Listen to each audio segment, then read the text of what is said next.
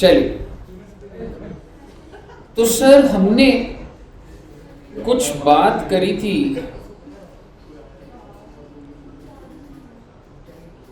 Section 22 हमने करा था बच्चे, वो था लायबल टू बी रजिस्टर्ड। उसके बाद अभी मैंने आपको क्या बोला, कौन सा सेक्शन?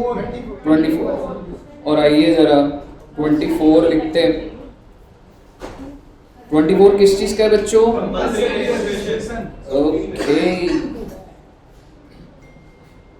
और बड़े ही प्यार से सुनिएगा,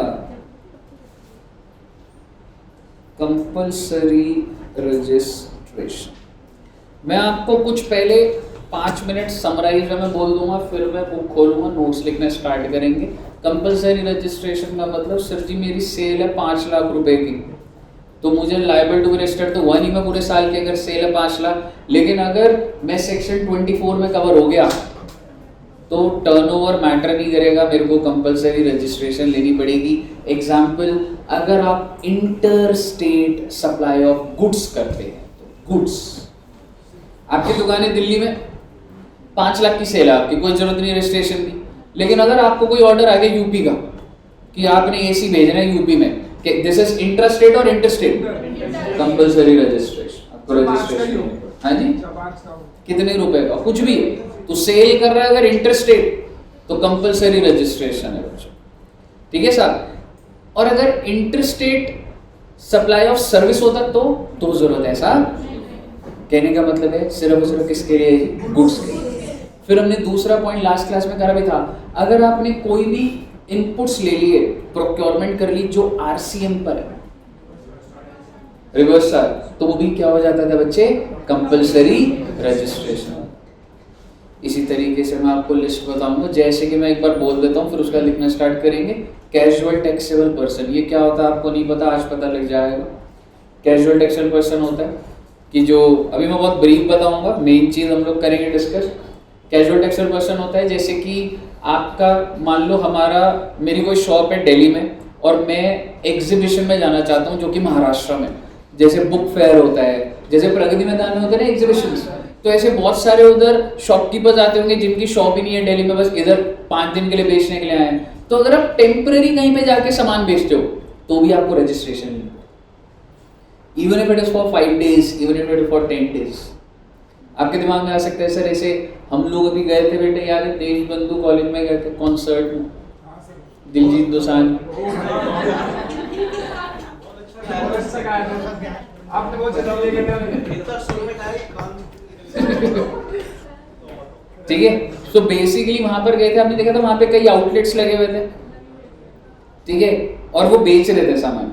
तो आप कह सकते हो कि अगर मैं लीगली बोलूं तो उनको रजिस्ट्रेशन लेनी है एज कैजुअल टैक्सेबल पर्सन, वो दुकान नहीं है उनकी, अब अपनी दुकान से बाहर कैसे बेच रहे हो, अलाउड नहीं है, समझ रहे हो। सप्लाई जो जहां से बेचा जाता है, it should be a registered place, has to be a registered place.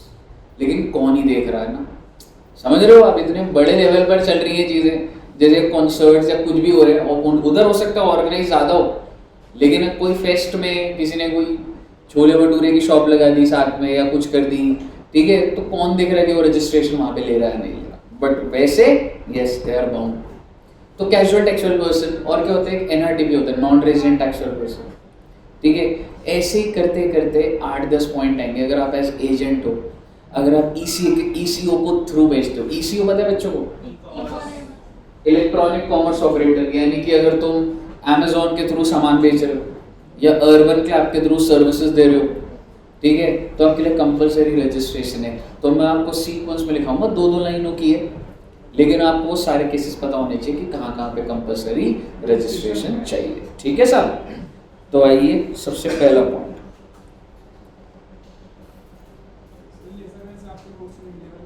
Sir CMA की क्लास है ना, सीएमए की भी है ब्रो, क्या कह रहे हैं, नोट्स नहीं मिले तो नहीं तो हाँ कोई बात नहीं, आते ही होंगे नोट्स। चलिए ध्यान से देखना बच्चे, और ना डिटेल्ड बातें होंगी, ठीक है। 23 भी करना है, 24 भी करना है, और भी थोड़ी सी बातें करनी है। चलिए सबसे पहला पॉइंट लिखिए। अच्छा ऐसे लिखना, अभी हमने कुछ भी सिर्फ हेडिंग लिखी है ना, कंपल्सरी रजिस्ट्रेशन। अब जो मैं बोल रहा हूँ वो लिखिए। In the following cases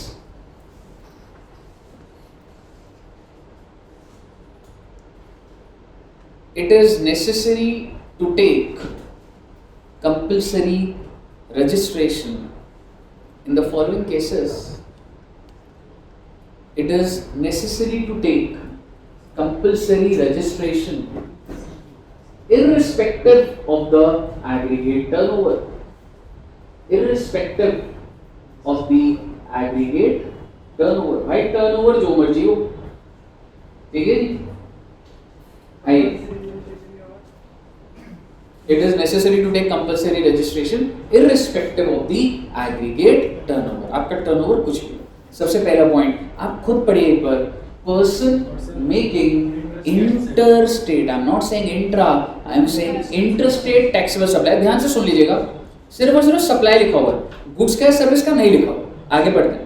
However, threshold limit of 20 lakh bracket का छोड़ दीजिए और 10 लाख उन्होंने लंबा लिखा, 20 और 10, ठीक है, is available in case of inter state supply of taxable services के लिए लिमिट है, और आगे गुड्स का भी दे रखा है कि इन गुड्स के लिए भी लिमिट है। नोटिफाइड हैंडीक्राफ्ट गुड्स, कहने का मतलब ये है, आप पॉइंट लिखिएगा। पहला point, person making inter state taxable supply of goods, person making interstate taxable supply of goods other than notified handicraft goods, notified other than notified handicraft goods। Sir ये क्या होता है मैं बता दूंगा आपको भी, लेकिन आप मुझे बता दो, अगर मेरा काम नोटिफाइड हैंडीक्राफ्ट गुड्स का ही है और वो इंटरस्टेट जा रही है, क्या कंपलसरी है या लिमिट है? लिमिट है। गुड्स के अंदर भी एक एक्सेप्शन आ गई ना, नोटिफाइड हैंडीक्राफ्ट गुड्स, समझ रहे हो? सो बेसिकली हमने क्या लिखा? Person making interstate taxable supply of goods other than notified handicraft goods, full stop. Service का लिखा हूं, जरूरत नहीं ना, गुड्स को अंडरलाइन कर लेना बच्चे, मतलब ऐसे मत पढ़ लेना उसको, बस जनरली गुड्स को अंडरलाइन कर लेना, ठीक है। Next point, casual taxable person, casual taxable person making taxable supply, as it is लिखिए पहले इसको, making taxable supply, full stop.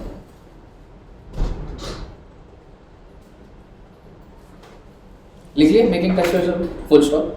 However, in case of interstate, however, in case of interstate taxable supply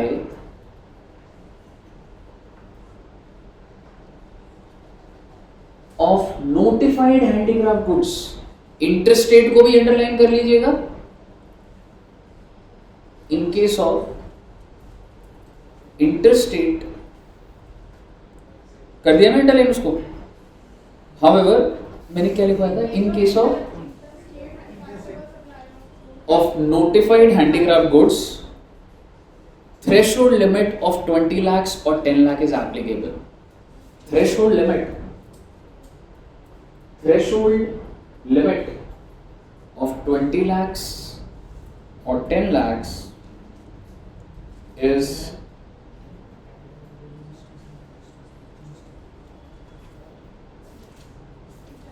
applicable।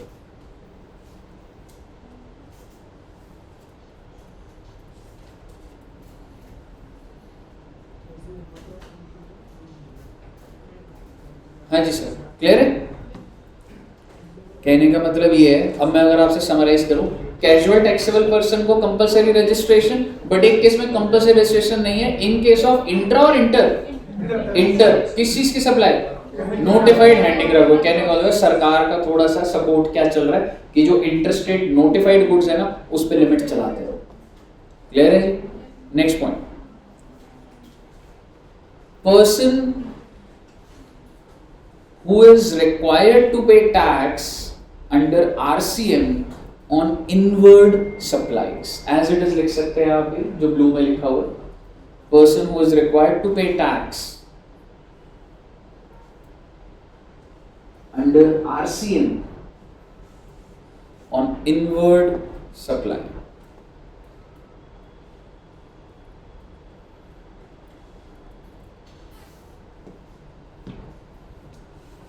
कहने का मतलब ये आप समझ गए ना, इफ यू परचेज और उस पे आरसीएम है तो compulsory registration. Next point, NRTP non resident taxable person, क्या होता है ये आज हम बिल्कुल देख लेंगे बच्चे। अब एक बार लिख लीजिए प्लीज, एनआरटीपी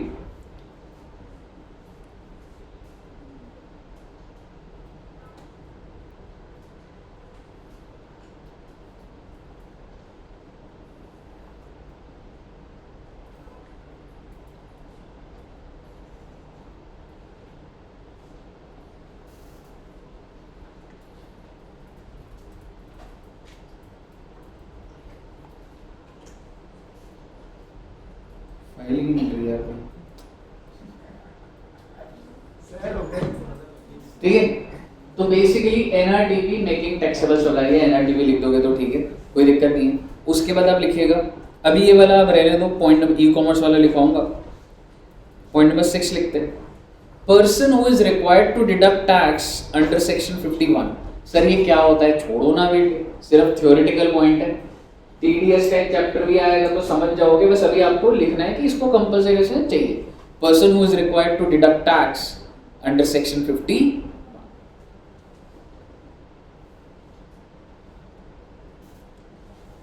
ये सब मत लिखना, वेदर और not, who is required to deduct tax under section 51।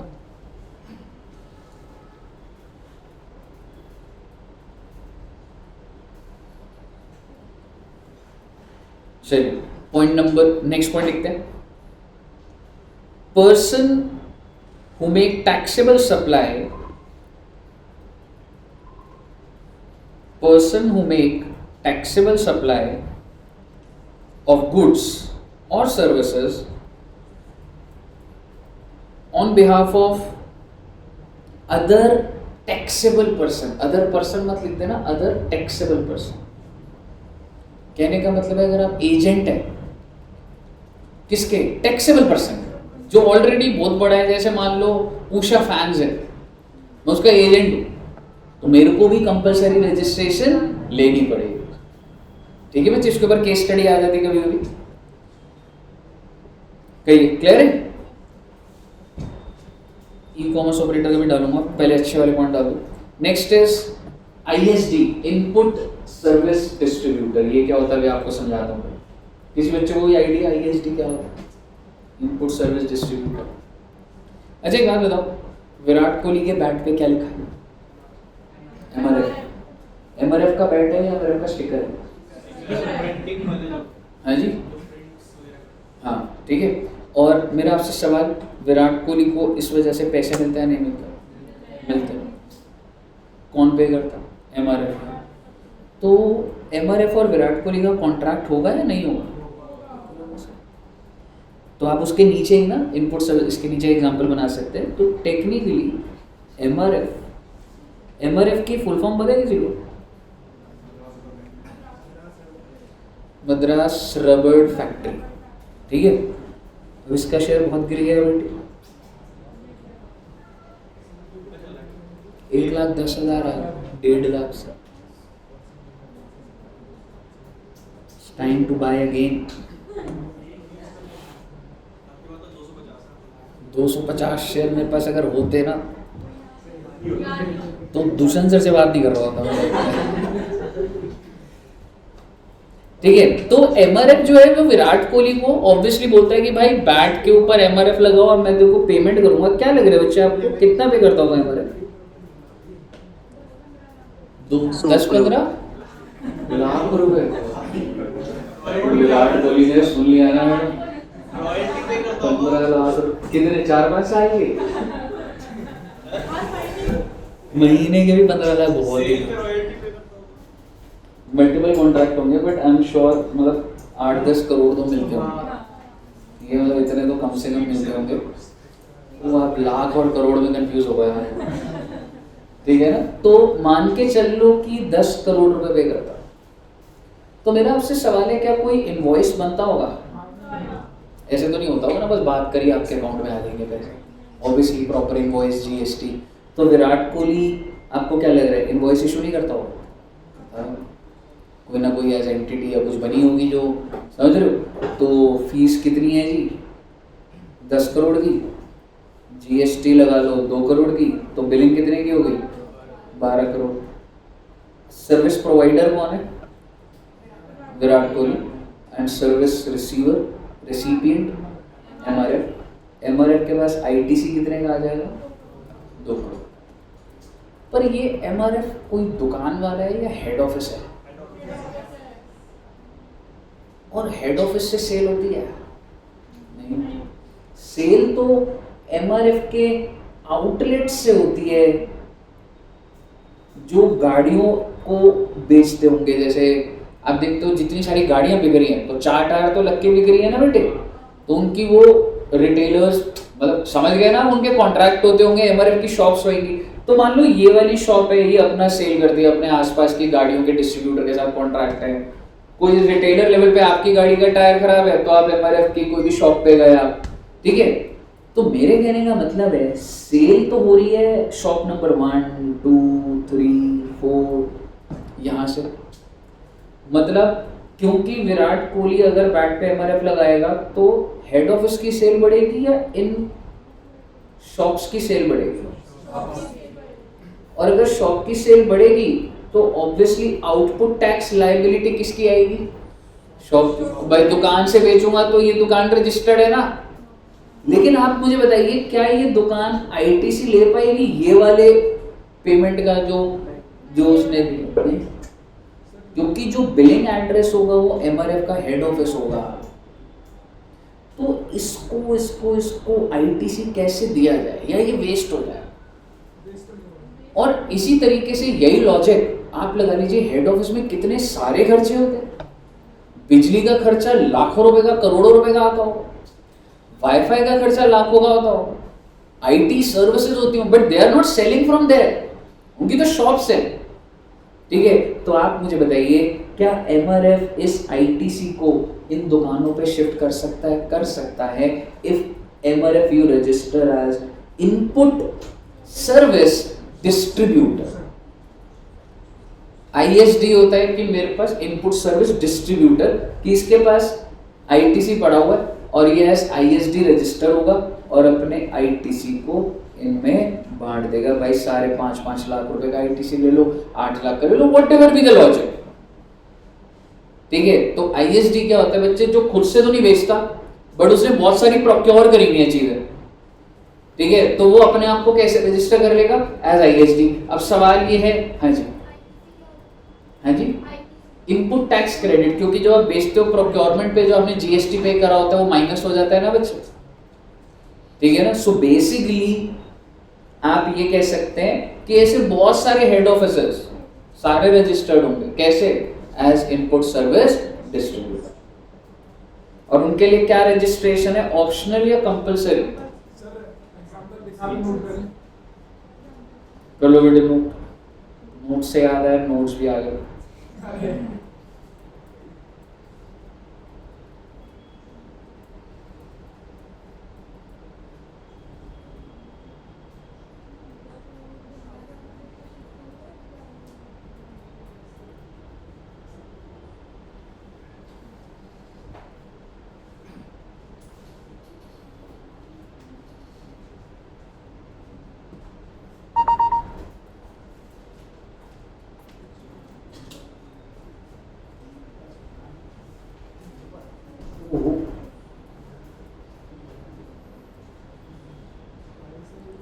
Chance की बात है, पुराने वाले में भी एकदम एग्जैक्ट अमाउंट है,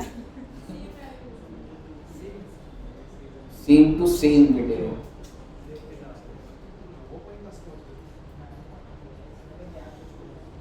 हाँ जी, समझ आ गया सबको? सर कोई बार दिखाओ, मैंने वो बनाया सेम है। सर, दिखाओ सर, कोई बार दिखाओ। सर दिखाओ सर, और नान जी नहीं बना रहा था वो। बता क्या दूसरी सर बता, क्या मतलब क्या सोच रहा था? आपको बताओ सर।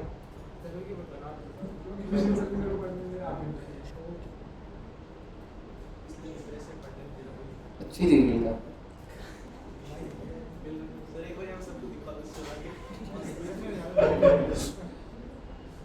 नहीं, इसकी अभी इधर बना, ऐसे पैदल चल रहा है, इधर बनाएंगे धीरे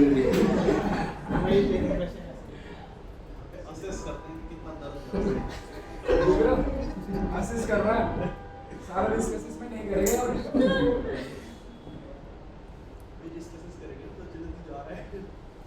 आओ जी, बना लिया बच्चे ये? ओनरी देखो बेटे, नोट्स आ गए, अब आपको रजिस्टर की जरूरत नहीं पड़ेगी।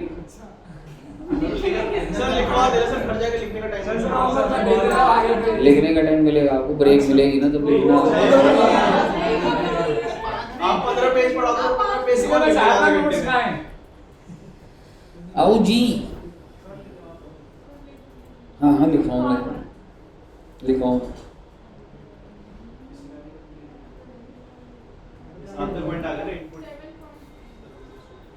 IST हो गया ना ये? Person who are required to pay tax under 9 subsection 5। Sir ये क्या होता है? छोड़ो ना बेटे, लिख लो बस। 9 सबसेक्शन 5 कुछ होता है, करेंगे जब एक चैप्टर में आएंगे तो। ECO का ही होता है, something related to ECO only. Person who is required to pay tax under 9 subsection 5।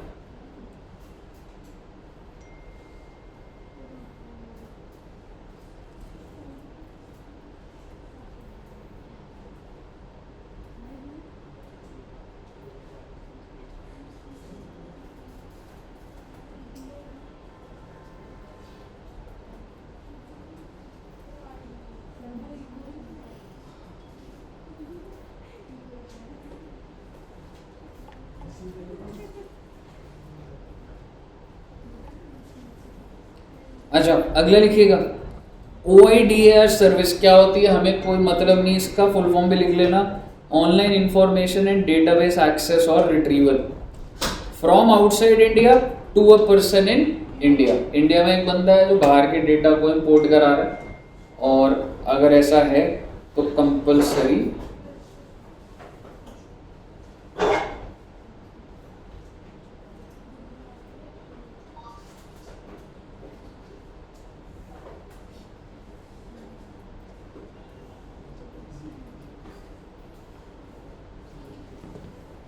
OIDAR service होती है। आपको सिर्फ इतना जाना है, कंपल्सरी रजिस्ट्रेशन। ठीक है बच्चे?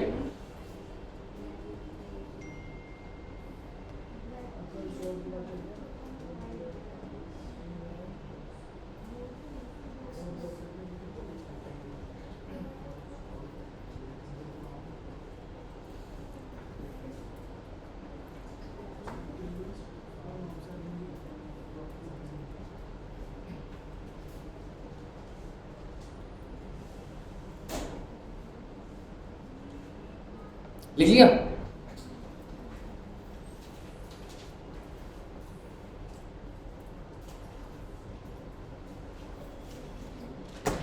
नेक्स्ट पॉइंट लिखिएगा, वो जो 5th पॉइंट था कुछ लैंग्वेज में लिखूंगा। एवरी ECO, आप बोलोगे सर 9 सबसेक्शन 5 में आ गया। बेटे ECO की भी अलग अलग कैटेगरीज होती है, और वैसे थ्योरेटिकल बात है, पर अब लिखवा रहा हूं तो पूरा लिखवाऊंगा। Every ECO who is required to collect, every ECO ऐसी एवरी ECO हु इज, हाँ जो मैं बोल रहा हूँ, every ECO who is required to collect TCS, TDS मत लिखना, TCS लिखना। Who is required to collect TCS under section 52।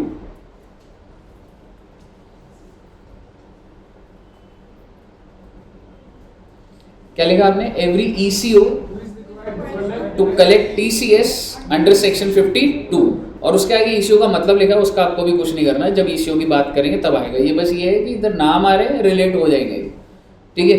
अगला लिखिएगा इसी के अंदर, person who supply, next point, person who supply goods और सर्विसेज थ्रू सच ईसीओ।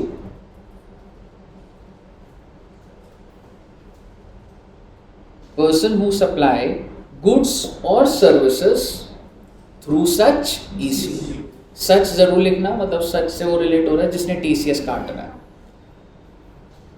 ठीक है। कभी कभी वो रेफरेंस के लिए एक दो केस स्टडी ऐसी हैं जो कि आप रेफर करोगे, ठीक है, फुल स्टॉप, और उसके आगे लिख दीजिएगा हाउएवर लिमिट ऑफ 20 लाख और 10 lakh is applicable for services through eco.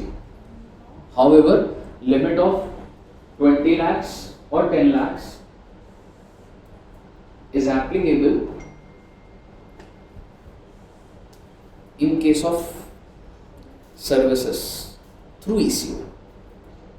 Sir ये क्या है, छोड़ो ना बेटे, कोने कोने की बातें ऐसे बस रिटर्न आ गया ना हो जाएगा क्या। मुझे बताइए कोई दिक्कत यहाँ तक आपको?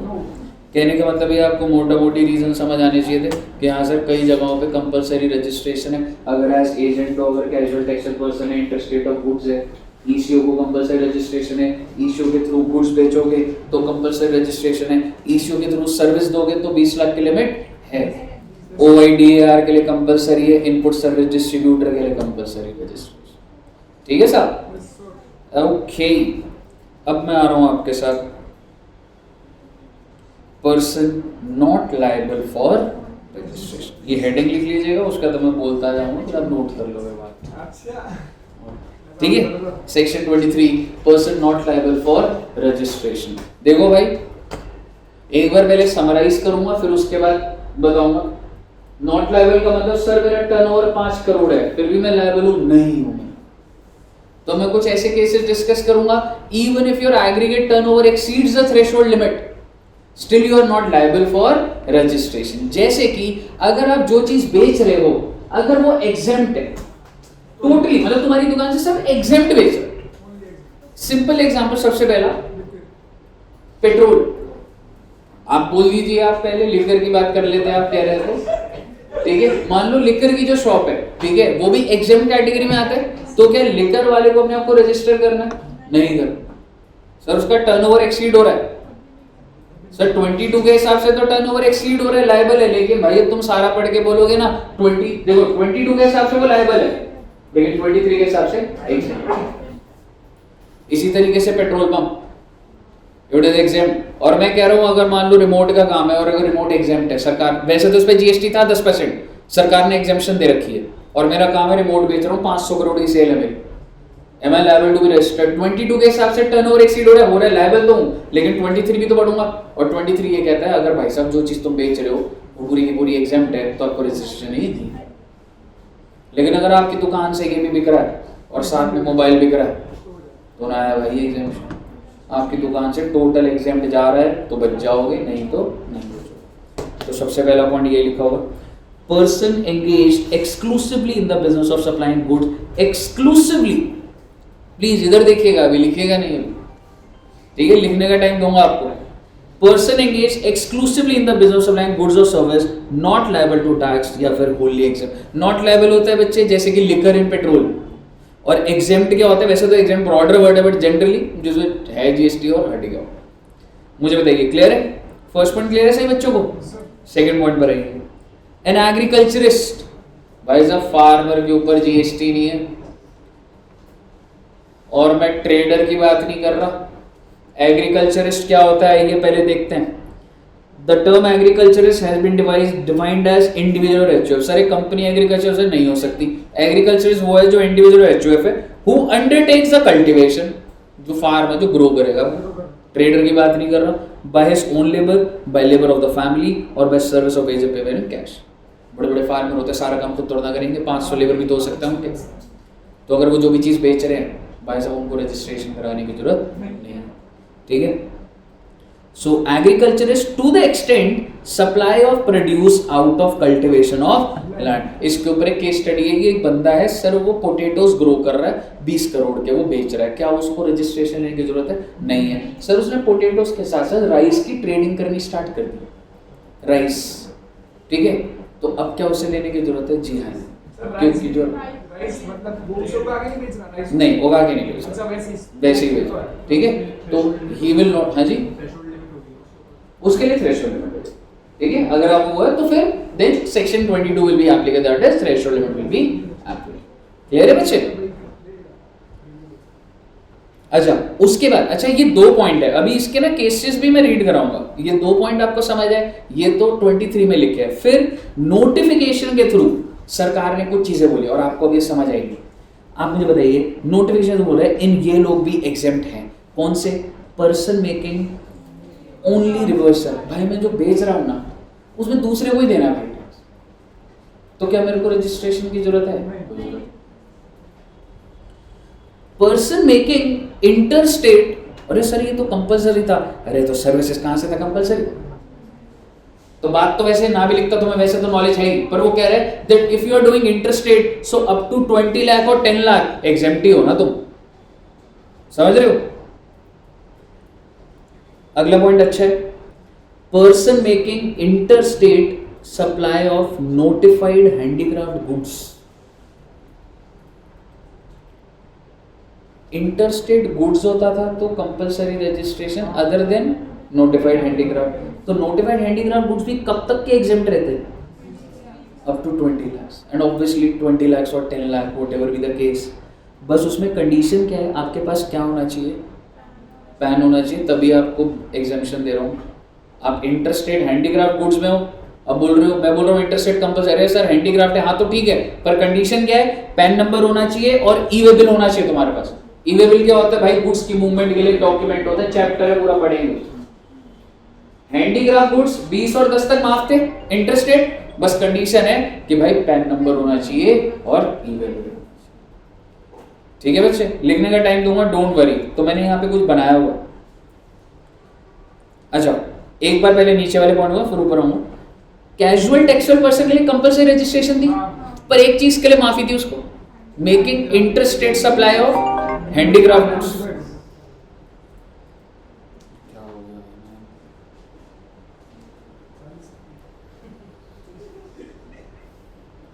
मेरे सर आते थे उनकी कमी पूरी।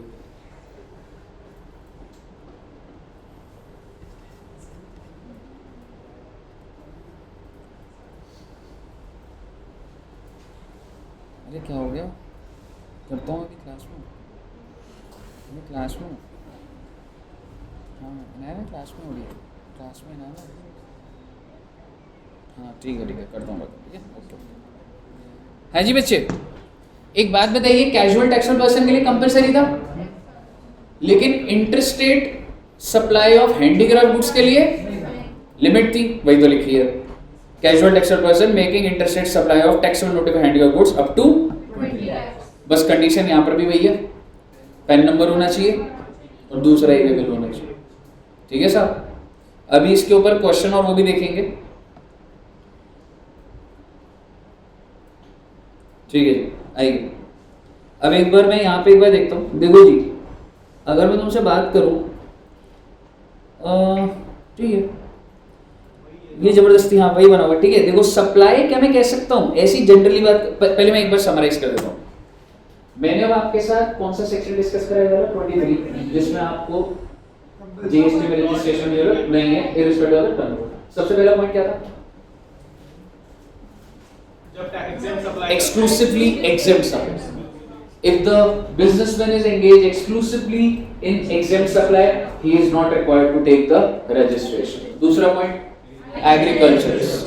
Agriculturist can be individual और HUF, और वो out of cultivation of land जो भी बेच रहा है उसको रजिस्ट्रेशन कराने की कोई जरूरत नहीं। उसके बाद गवर्नमेंट ने नोटिफाई करा और गवर्नमेंट ने बोला इंटरस्टेट सप्लाई ऑफ सर्विसेज के केस में 20 लाख और 10 लाख। आरसीएम बेच रहे हो आप तो आपको नहीं करना, ठीक है। देन हैंडीक्राफ्ट गुड्स इंटरस्टेट कर रहे हो तो 20 लाख 10 लाख कंडीशन है, पैन नंबर दे दो और ई वे बिल दे दो। Casual taxable person of handicraft goods 20 lakh 10 lakh, PAN number दे दो और सेट है जी। आप एक बार ये जो टेबल बना हुआ है ये समझ आ रहा है आपको?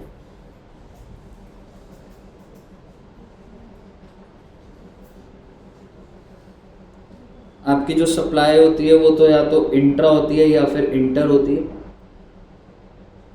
इंटर में गुड्स, और गुड्स में अब आपको ना 3 कैटेगरी दिख जाएगी। नोटिफाइड हैंडीक्राफ्ट तो समझ आता है आपको, एक चीज और आ गई बच्चे, नोटिफाइड प्रोडक्ट्स। ठीक है, ये मैं लिखा हुआ दिखाऊंगा आपको। नोटिफाइड हैंडीक्राफ्ट गुड्स के साथ साथ क्या लिखा हुआ है, नोटिफाइड प्रोडक्ट्स का मतलब ना आपको ऐसे लिस्ट याद नहीं करनी, बस उसमें क्या है, that is majority made by hand and a little bit of few machine. आपने देखा बच्चे, जब आप जैसे फैमिली के साथ घूमने जाते हो तो वो मतलब जैसे मसूरी जा रहे हो कहीं, तो रास्ते में विलेजेस में बहुत सारी चीज़ें हैंडीक्राफ्ट की बनी हुई होती है। जैसे कि क्या देखा आपने आज तक, बैग्स होते हैं, ज्वेलरी बॉक्स, और वो होते हैं मूढ़े, समझते हो क्या होता है, वो बने होते हैं ना, पूरी मार्केट आती है। मूढ़े समझते हो? संजना नहीं समझते? वो जो खाते हैं मूढ़े, पता है साक्षी जी को क्या है?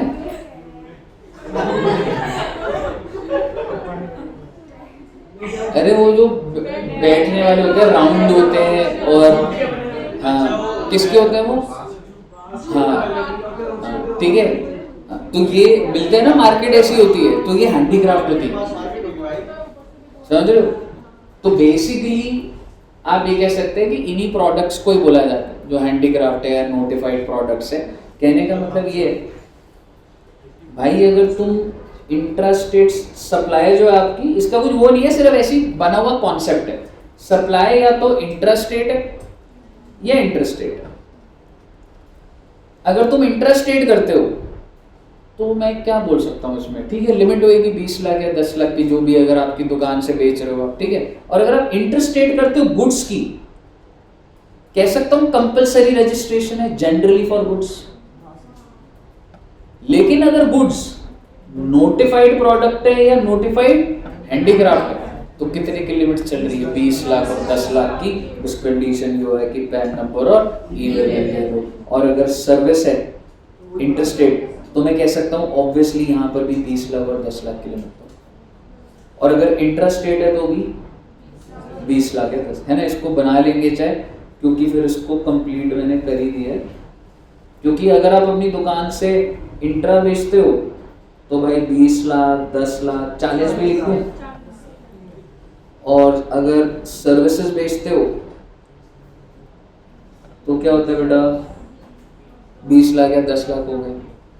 और अगर गुड्स बेचते हो इंटरस्टेट तो कंपलसरी है, और अगर इसके अलावा है तो मुझे बताइए, कोई दिक्कत? मैं कुछ नहीं बोलूँगा आपको, आप मुझे बताइए, आप नोट करना चाहोगे या क्वेश्चन लगाओ? क्वेश्चन करना चाहेंगे? 500 रुपये का नोट दे रहे हो आप यार, बिल्कुल टाइम दूंगा मैं आपको। ये लो, मैं बेटे जो बोलता हूँ कमिटमेंट रहती है। पहले से कहाँ से? यहाँ से। Time up. टाइम कितना दूंगा ये थोड़ा ना बात हुई थी। ग्रुप पे भेज दूं? लिख रहे हैं, ग्रुप पे भी भेज दूंगा। आप मैसेज डाल देना कि ग्रुप पे भेज दो। फिर जब तक 8-10 मैसेज नहीं आते ना, पता नहीं लगता ग्रुप में वो क्या है।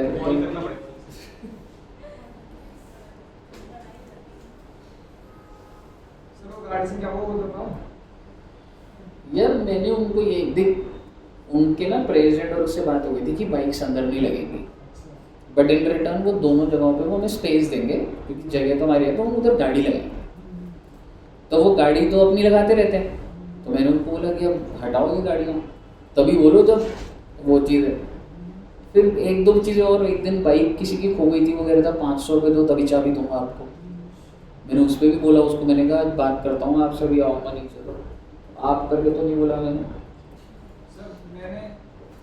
तो बहुत गुस्सा आ रहा था उसके ऊपर। लगाई थी ना सर मैंने, तो मैंने डबल स्टेप पे पार करी थी सर। पता नहीं किसने, मैंने तो लॉक लगा दिया था बुलेट का, डबल स्टेप पार करी तो वैसे नहीं थी, तो किसी ने डबल स्टेप से हटा दी और साइड पे लगाई दीवार से बिल्कुल हल्की सी पीछे लगाई थी मैंने, तो किसी ने हटाई तो हटा के फिर दीवार में टक गया टायर पूरा, उसके ऊपर ही चढ़ा हुआ था और फिर उसने सिंगल स्टैंड लगा के छोड़ दिया, तो वो टेढ़ी खड़ी हुई थी जब मैं कर पर ऐसे इधर उधर ज़्यादा बेटर है, मार्केट में लगाएगा वो ज़्यादा सही है, इधर कोई और स्क्रैच पड़ जाएगा बाइक पर।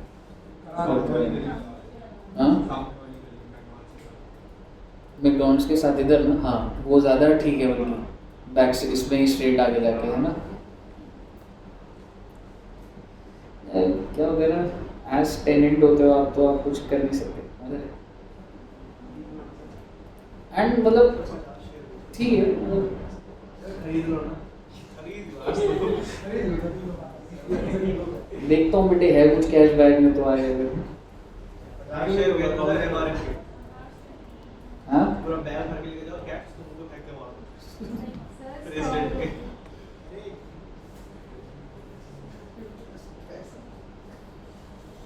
वैसी जैसे तुमने स्प्लेंडर वाले को दिए थे। वो तो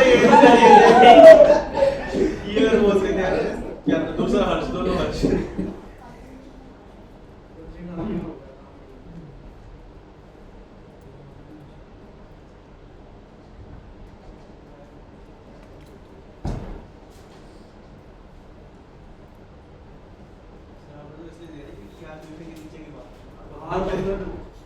नहीं झगड़ा नहीं करना चाहिए कभी,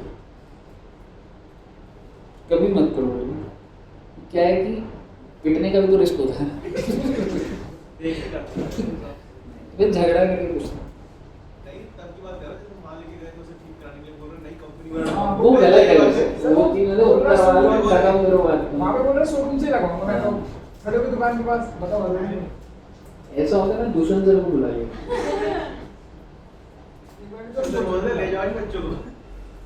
इधर ऐसे ना दूसरे तरफ में किसी झगड़ा होने वाला था, मतलब मैं नहीं था तब, पर उनके फ्रेंड बताते हैं, तो अंसल प्लाजा पे थे वो लोग। अंसल प्लाजा पे नहीं साउथ टेक्स में, तो एकदम जैसे झगड़ा होने वाला था ना, दुश्मन से बोला रुको, और ऐसे ना रिंग निकाली ऐसे खराब कर लो। उनके फ्रेंड बताते हैं कि पता नहीं इसको क्या हुआ, इसने कहा रुको 1 मिनट, रिंग ऐसे डाली करे आवाज हो।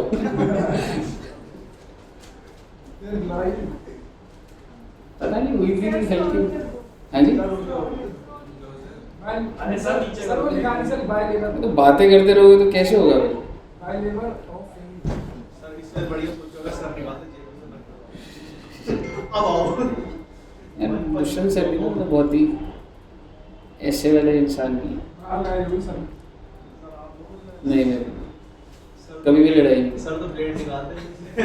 सर कहते हैं दुष्यंत सर, मुझे सर बताते हैं कि 100 शब्द लिखे थे ब्लेड निकाल देते हैं।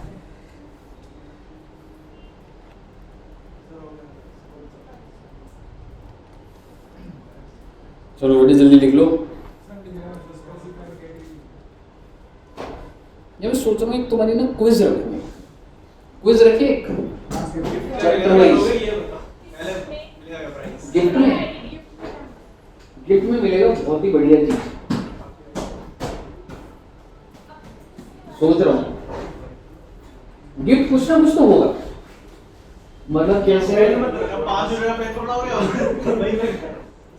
नहीं, मतलब जैसे कि कुछ ना कुछ तो होगा, मतलब क्या होगा आज जितना की टॉफी दे देंगे सर, जीतने के बाद टॉफी का डिब्बा नहीं, जैसे कि मेलेडी चॉकलेट हो गई। सर ये लो तेरे मुझे नहीं खेली क्विज। पर मैं सोच रहा हूँ एक क्विज तैयार करूँ बच्चों को, सैलरी चैप्टर से करूँ। कर लो सर, वैसे मैंने सैलरी टेस्ट नहीं दिया था मेरे वैसे सैलरी से तो स्कोरिंग कैसे करेंगे? सीए सीएस सीएम में ऐसे करेंगे स्टूडेंट वाइज, और खुद पर भरोसा है तो ऐसे पढ़कर आओ ना, सारे आंसर देना। नहीं सीएस के हैं 5-6 हैं, ठीक है, रेशियो सीएम में के बेचारे समझ, सीएम में के 2 बच्चे हैं, हाँ ठीक है, कह रहे कोई नहीं सर, एलईडी तो मिलनी है हमारे को, तो क्या होगा? सर स्क्रॉल डाउन कर दो। सर स्क्रॉल डाउन कर। सैलरी का क्विज हाँ सर रखी लो। सेक्शन वगैरह सब कुछ है, सब सेक्शन सेक्शन जो भी जीता उसको एक brand new royal Enfield classic black colour की और फिर उधर एक सेकंड हैंड होंडा से दुष्यंत सर तो यार वो लेने वाले BMW या कुछ, सर तो खरीदने वाले हैं। हाँ। उनको बहुत मन है सर, भी पैसे नहीं है कि कहीं और खर्चे हैं नहीं। देखो बराबर सर आप यही बोल रहे हैं लाइन सर खर्च ही नहीं। यार एक्चुअली मतलब पता है, मतलब बहुत खर्चे होते हैं भाई बच्चों के और ये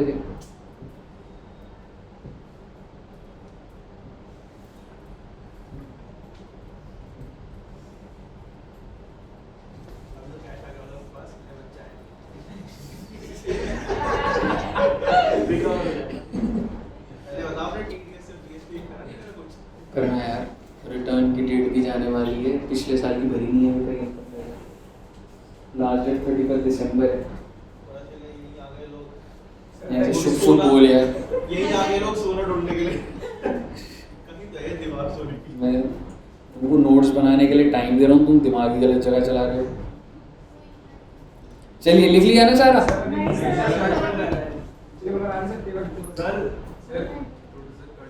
तभी बोला था भेज दे, सब ऊपर नीचे करते रहेंगे। भेज दो। ठीक है, कुछ अगले हफ्ते रखेंगे भी, ठीक है? सैलरी की गिफ्ट है, गिफ्ट मोटिवेशन, उसके अलावा तो पढ़ाई तो रहेगी ना। टीचर वैसी बात पढ़ाई हो जाएगी।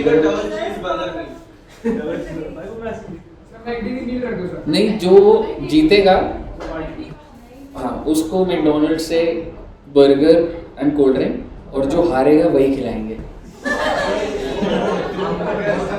अभी नया सिग्नेचर बर्गर आया सर ने अपना रास्ता साफ कर दिया।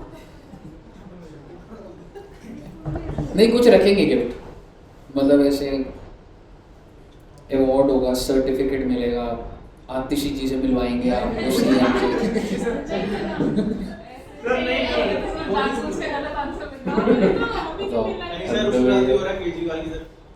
नहीं सर्टिफिकेट जाके कहाँ जॉब में दिखाऊंगा। नहीं, वो रील में दिखाएगा चलते चलते।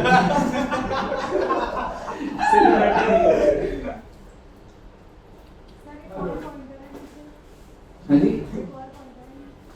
ये तो सीरियस करते हैं।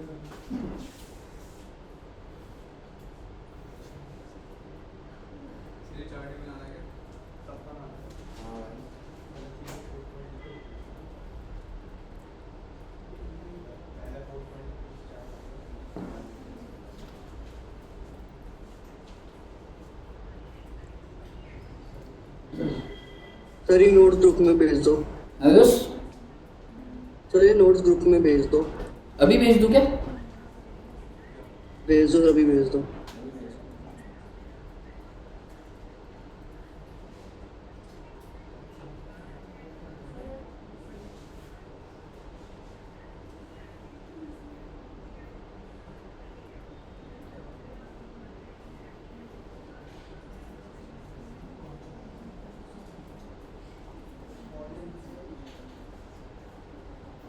जल्दी जल्दी लिख लो बेटे।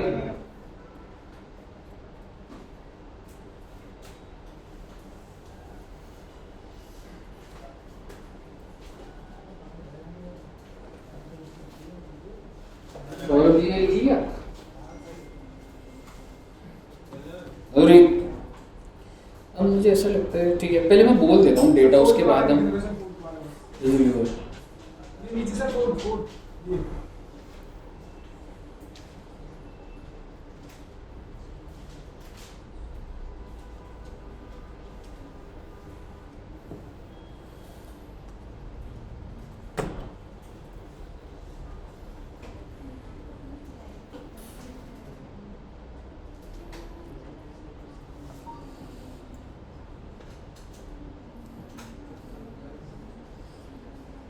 सर जी इन्हीं नोट से कराओगे आप?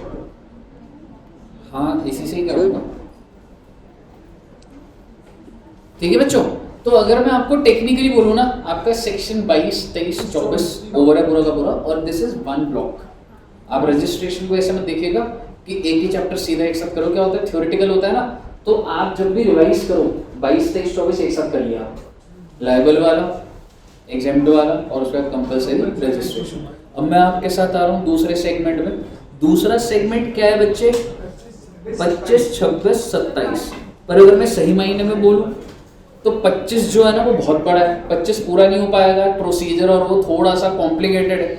बट आइए पहले हम आते हैं section 27, that is casual taxable person and NRT.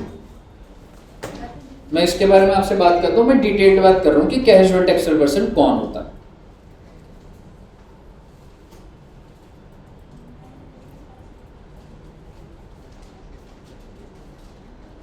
ठीक है, बात कर रहा हूँ।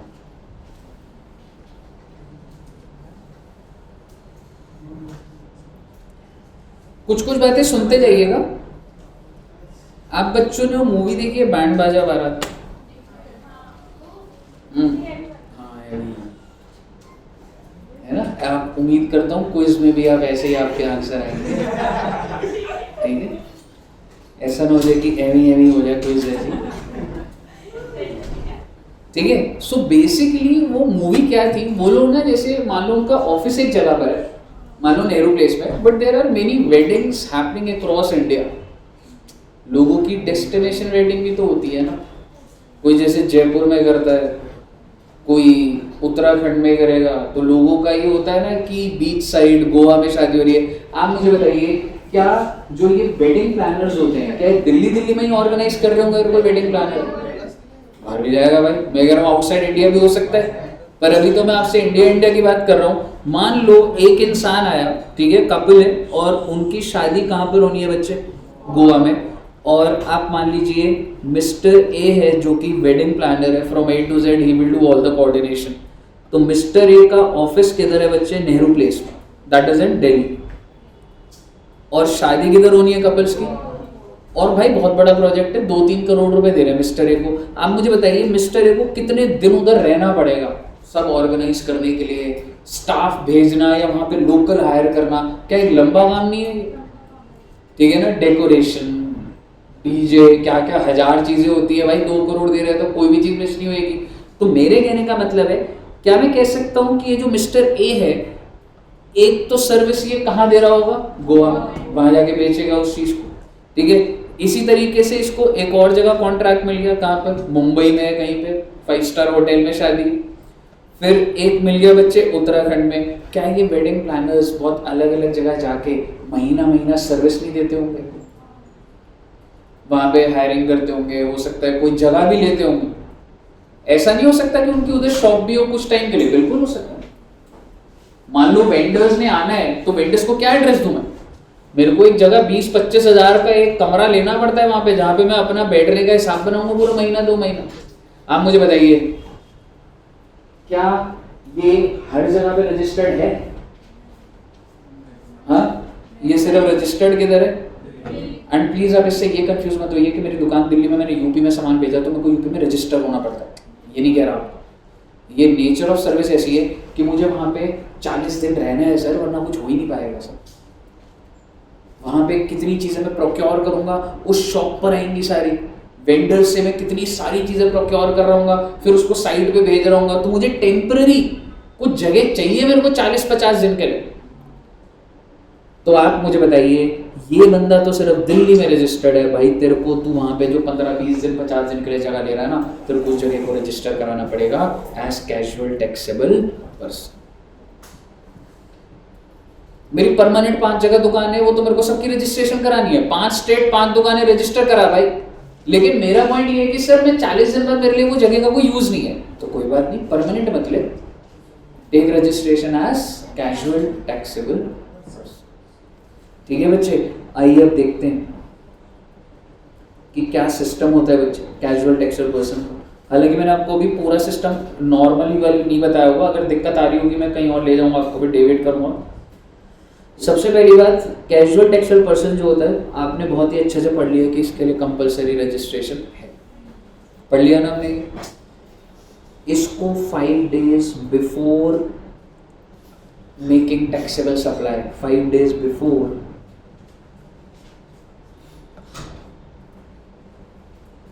मेकिंग टैक्सेबल सप्लाई रजिस्ट्रेशन है। जनरली होता है, आपको 30 दिन मिल रहे थे, याद है हम लोगों ने फर्स्ट क्लास में जब बात करी थी, जैसे ही टर्नओवर एक्सीड हो जाएगा, you have 30 days to apply. Casual tax नहीं है भाई, अगर मेरे को आज कोई चीज बेचनी है तो 5 दिन पहले की रजिस्ट्रेशन होनी चाहिए, समझ रहे हो? तो 5 days बिफोर आपको ध्यान रखना है, बिफोर मेकिंग टैक्सेबल सप्लाई। तो basically fix place of business और profession in any other state है, वो वाली चीज है। छोटी सी चीजें दे रखी है, 1 मिनट अभी रुक जाना, ठीक है ठीक है। सो बेसिकली मैं पूरा लिख देता हूँ, कैजुअल टैक्सुअल पर्सन को कंपलसरी रजिस्ट्रेशन लेनी होती है 5 दिन before making taxable supply, and he is a fix place of business और profession in, this is a confirm thing. Nehru place में दुकान है जो परमानेंट रजिस्ट्रेशन है, ये तो बस मुझे हर स्टेट में जाना पड़ता है 40-40 दिन के लिए, तो मैं हर स्टेट में जाके जो दुकान खोलता हूँ 40 दिन के लिए कैसे रजिस्टर कर रहा हूँ? As casual टैक्सुअल। क्लियर है जी?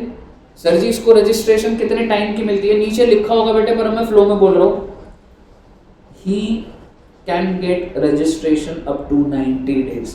सर मेरे को चाहिए 110 दिन के लिए, नहीं मिलेगी भाई, नहीं मिलेगी। कहने का मतलब है आपको मैक्सिमम कितने दिन की रजिस्ट्रेशन मिलेगी? 90 days। तो जब मैं अप्लाई करूंगा, मैंने बोला मुझे 25 दिन चाहिए, मिल जाएगी। मैं तो मैक्सिमम का टाइम लगा रहा हूं ना, मैक्सिमम कितने दिन की आपको रजिस्ट्रेशन मिल सकती है बच्चे? 90 days। First thing, this 90 days can be extended further to 90 days। कहने का मतलब 180 दिन हो जाएगा। तो अगर आपको बोले सर मेरे को 120 दिन के लिए, मैं पहले 90 का ले ले, फिर एक्सटेंड करा लियो, समझ रहे हो? बिजनेस और प्रोफेशन, मतलब कैजुअल टैक्सुअल पर्सन एक वो इंसान होता है जिसका ऑलरेडी कहीं ना कहीं फिक्स प्लेस इंडिया में है। वो ऐसा नहीं है कि सब जगह कैजुअल है ना, एक जगह फिक्स होना चाहिए उसका, ठीक है ना, वो वाली चीज है। दूसरी बात भाई साहब, advance payment of GST by casual taxable person to government. आप जब गोवा गवर्नमेंट के पास जा रहे हो, बोल रहे हो यहाँ पर एक वेडिंग है, मेरे को कैजुअल टैक्सेबल पर्सन रजिस्टर करना होगा, कितने रुपए का कॉन्ट्रैक्ट है, उस पर कितना GST है, अभी जमा कर। आपने बोला अभी एग्जैक्ट नहीं हुआ, मैं कोई एस्टिमेटेड जमा करो, मैं तेरे को रजिस्ट्रेशन ही नहीं दूंगा भाई, तू पेमेंट नहीं करेगा। तो कैजुअल टैक्सुअल पर्सन को एडवांस में पेमेंट करनी पड़ेगी GST की, भाग जाएगा नहीं तो ये कंट्रोल नहीं आएगा। जब आप आए हो तभी के तभी पे कर दो एस्टिमेटेड बेसिस। तो आपने छोड़, हाँ जी, जो आपने 5 days बिफोर लिखवाया था, तो हमने रजिस्ट्रेशन मतलब जब हम वहाँ पहुँच गए दूसरे स्टेट में जहाँ पे भी हमें कैजुअल टैक्सुअल पर्सन की लाइबिलिटी देंगी, तो वहाँ पे हम सप्लाई करने से पहले ही 5 दिन पहले रजिस्ट्रेशन करा। बिल्कुल। तो मैकडॉनल्ड से बर्गर खा रहा है, उसने सप्लाई कब करी? अगर अभी खाएगा तो अभी करिए। ऐसे ही अगर मैं कैजुअल टैक्सुअल पर्सन हूँ, मैं कस्टमर को बिलिंग तभी कर सकता हूँ जब 5 दिन हो चुके, समझ रहे? तो बेसिकली छोटी छोटी बातें मैंने लिखी, नीचे भी आएंगी, पर यही सारी बातें जो हम रीड भी करेंगे। अब आ रहा हूँ मैं NRTP पे। NRTP वो इंसान होता है नॉन रेजिडेंट, सबसे पहली चीज, he is outside India, he is not a resident of India, but वो इंडिया में कुछ सप्लाई करना चाहता है। ठीक है, एक बार सोचिएगा, एक बंदा है जो बाहर का आर्किटेक्ट है, बाहर रहता है, पर मुंबई में एक घर है जिसकी डिजाइनिंग के लिए उसको बोला गया आप आ जाइए ना 2 महीने के लिए, मैं आपको 10 करोड़ दे रहा हूँ। आपने अभी अंबानी जी की शादी पे देखी, वो जो आए उन्होंने परफॉर्म करा, उसको पैसे मिले, ठीक है, आप कह सकते हो NRTP। They don't have any fixed place of business in India. They are coming for 15 days, performing, going back home. तो उनको अपने आप को कैसे रजिस्टर कराना पड़ेगा? एस NRTP, कंपल्सरी रजिस्ट्रेशन, 5 दिन पहले, एडवांस में payment. And how is it different from casual? casual taxable person has a place in India, fixed place in India. NRDP doesn't have a fixed place. और एक और चीज, अभी मैं जो बोल रहा हूँ ना सारी बातें रेलेवेंट है. कैजुअल टैक्सेबल पर्सन जो सप्लाई कर रहा है उन्होंने बिजनेस के रिलेशन में कर रहा है. That's furtherance of business. भाई मेरा वेडिंग प्लानिंग का काम है तो मैं वही काम कर रहा हूँ. एनआरटीपी का बिजनेस कुछ हो वो कर कुछ रहा है, इससे मेरे को कोई फर्क नहीं पड़ता. ये डिफरेंसेस भी आ जाते हैं कि what are the basic level of difference in NRTP. तो सबसे पहले क्या होगा, casual taxable person has a fixed place in India, NRTP need not have a fixed place in India. है तो अलग बात है, कंपल्सरी नहीं. दूसरा, कैजुअल टैक्सेबल पर्सन जो सर्विस या गुड्स दे रहा है, it is in furtherance of his business और profession, but this is not in case of NRTP. 5 दिन पहले दोनों को रजिस्टर करना है, एडवांस पेमेंट दोनों को देनी है. 90 दिन की रजिस्टर 90 दिन की होगी, फर्दर एक्सटेंशन कितनी हो जाएगी. आपको ये सारे पॉइंट्स पता होने चाहिए. मुझे बताइए कोई दिक्कत. आप ये देखिए, अब आपको जो भी मैंने बोला हुआ यही है ना, payment of GST same. Payment of GST at the time of registration on estimation basis, registration maximum for 90 days और actual days whichever is less. ओ भाई अगर मुझे चाहिए 25 दिन की तो 25 दिन की तो मिल जाएगी ना. तो मैंने क्या लिखा है, 90 और actual which ever is less. तो अगर 25 है तो 25 मिल जाएगी, और अगर 120 है तो 90 की ही मिलेगी. हालांकि 90 days can be further extended up to 90 days on reasonable. कहिए साहब कोई दिक्कत. मैंने आपको अच्छी बातें बोल दी हैं. एक बार आप ये लिखना चाहेंगे. सर एक बार ये दिखा दो पेमेंट ऑफ जीएसटी वाले तो आपने ठीक है ना, इसको लिख लो चाहे बच्चे. और कैजुअल टैक्सेबल पर्सन और एनआरटीपी में और कोई बात नहीं है, ऐसी नहीं है. 27 खत्म. 27 deals with only GST provision of NRTP and casual registration procedure.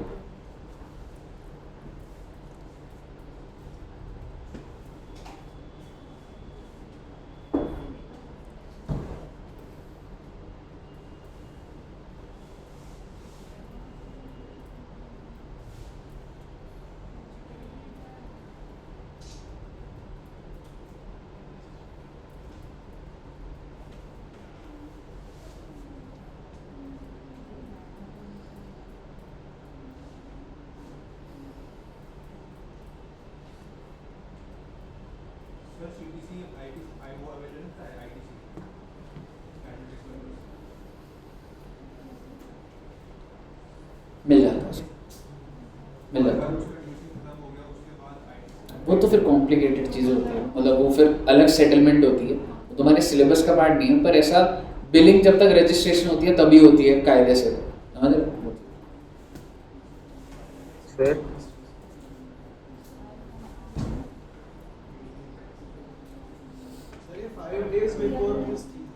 Before making taxable supply.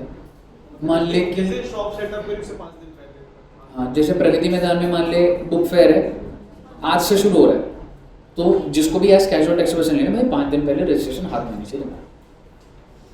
लेकिन तुमको क्या लग रहा है, इतना देखा जा रहा होगा, टफ है.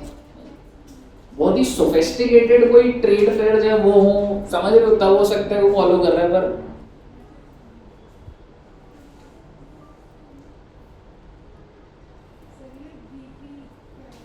बिजनेस और प्रोफेशन,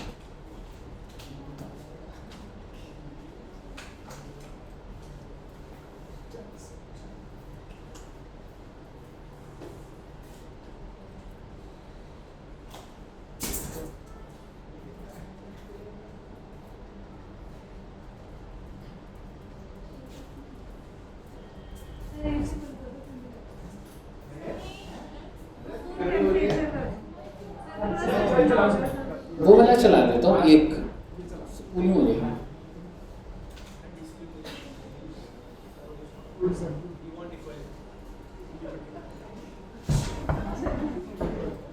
मैं वैसे चिलिंग है यार, मुझे पता नहीं इतने गर्मी कैसे लगती है. ये तो बोल के छोड़ दो.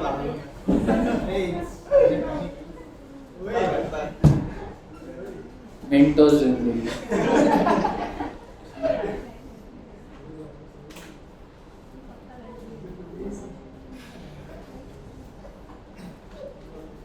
हाँ जी कर लिया हो. ओके,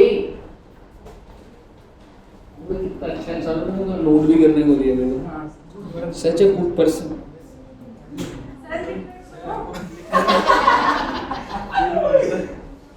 स्पीड मेंटेन करोगा ना ये थोड़ा बहुत। हमारा माइनस हो गया। हाँ जी, मैंने तो फोन में भेज दिया आपके।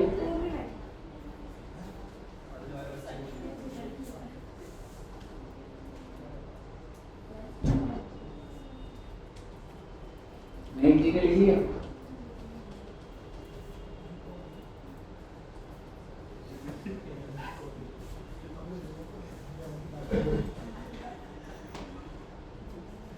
दीदी जी ने क्लास ली थी, एग्जामिशन दिया ना। वैभव नहीं आ रहा था एग्जामिशन वाली क्लास में कल। पर मैं तुम्हारे को ना करवा दूंगा उसको। सर पता है कल मैं क्लास ज्वाइन कर रहा था, मेरे स्क्रीन की डिस्प्ले चेक। अच्छा। डिस्प्ले उड़ गई। कर रहा था उस टाइम, मुझे लगा आएंगे। मैं उस फिर मैंने इसके साथ गया मार्केट। अच्छा, सर पास में रहते हो क्या? हां ये जगह कुछ मार्केट में लेके जाना नहीं है। अरे सही कुछ भी बोल रहा है आप, तो बता लोगों को। मेरे को आगे बताना रात की। अरे ऐसे तो भाई वहां लड़की ये और बता नहीं यार, सच बोले। ये शारदा यूनिवर्सिटी वाला कुछ ना कुछ हरकतें तो करते ही है। झूठ बोल रहा हूं। देखिए सारे इंस्टीट्यूट में ऐसे होते हैं। सच बोल रहा हूं मैं, मेरे पे ले आया बात। वो तो है, पर सच तो बोल रहे हो क्या? पर एक होता है तरीका होता है ना क्लासरूम में अलग वाली चीज। इतना भी नहीं सर बना दो भाई, सच कैसे पता चलेगा आपको? सर ये क्लास में अपन 90 प्लस 90 डेज है। 90 प्लस 90 है जी, लिखा हुआ भी दिखा दूंगा आपको। और ऐसा मत सोचना कि आपके नोट्स बन गए तो ठीक है, घर जाकर आपको अपने मॉड्यूल से रीड जरूर करना है। आपको लगे कोई पॉइंट और ऐड ऑन करना है तो ऐड ऑन भी करना है, ठीक है। प्लीज ऐसा मत सोचना बच्चे कि बस हो गया ही। टेक्निकली तो सारी बात है इसमें, बट एक खुद का सेल्फ क्रिएशन होता है नोट्स का, 2-4% बढ़ता है, वो जरूर करना बच्चे। हाँ जी, क्लियर है बच्चे? चलिए,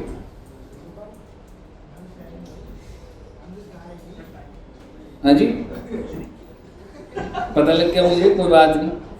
आइए, एनीवेज ध्यान से सुनिए, ज्यादा नहीं बचा हुआ, कम बचा हुआ बिलीव नहीं। आइए, मैं अभी, हमने कौन सा सेक्शन कर लिया अभी? 27। अगर 26 दिख जाए तो बढ़िया हो जाए।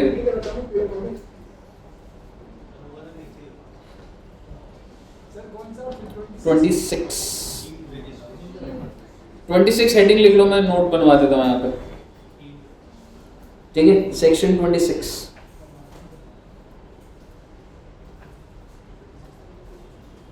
Section 26 is deemed registration.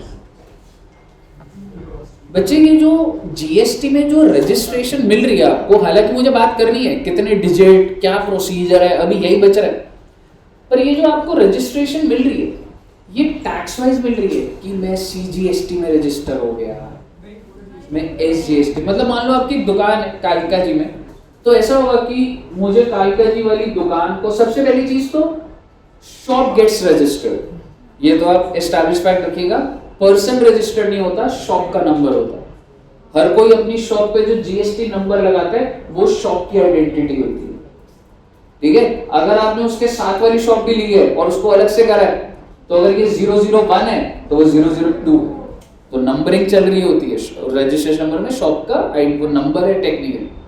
तो सबसे पहली चीज तो शॉप रजिस्टर होती है, तो शॉप को मैं अलग अलग रजिस्टर कराऊं, सीजीएसटी के नाम, मतलब टैक्स वाइज कराऊं, आईजीएसटी में रजिस्टर्ड, एसजीएसटी, यूटीजीएसटी में, जो आपकी अगर एक टैक्स में रजिस्टर्ड है, आई मीन अगर सीजीएसटी, तो इट इज डीम्ड कि वो एसजीएसटी और सारे टैक्स है, ठीक है। तो मैं ये बोलना चाह रहा हूं, डीम्ड रजिस्ट्रेशन का मतलब ये होता है, इफ ऐसे लिख लेना, शॉप is registered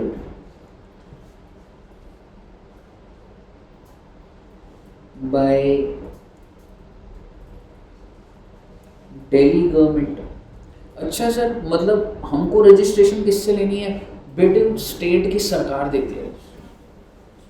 अगर आपकी दुकान कालका जी में है ना, तो आपको दिल्ली सरकार देगी रजिस्ट्रेशन, यूपी में है तो यूपी की सरकार देगी, और अगर दिल्ली की सरकार ने रजिस्ट्रेशन दे दी,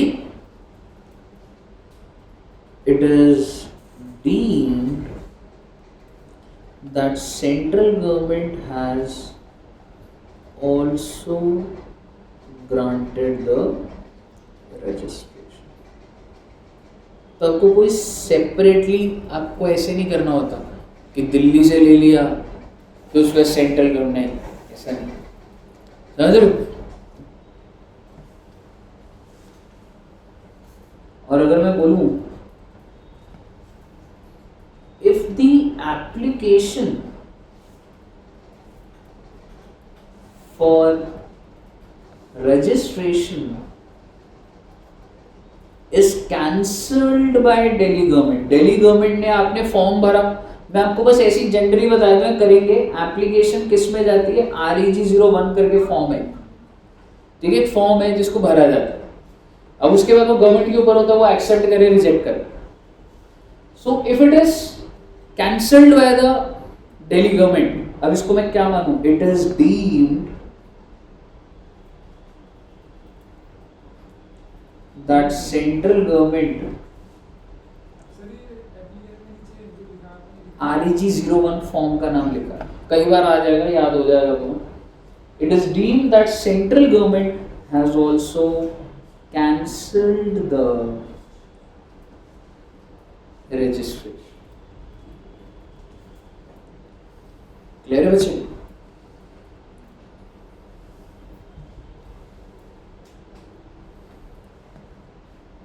और आप ऐसे लिख सकते हैं, GST registration is not tax wise, it is premise।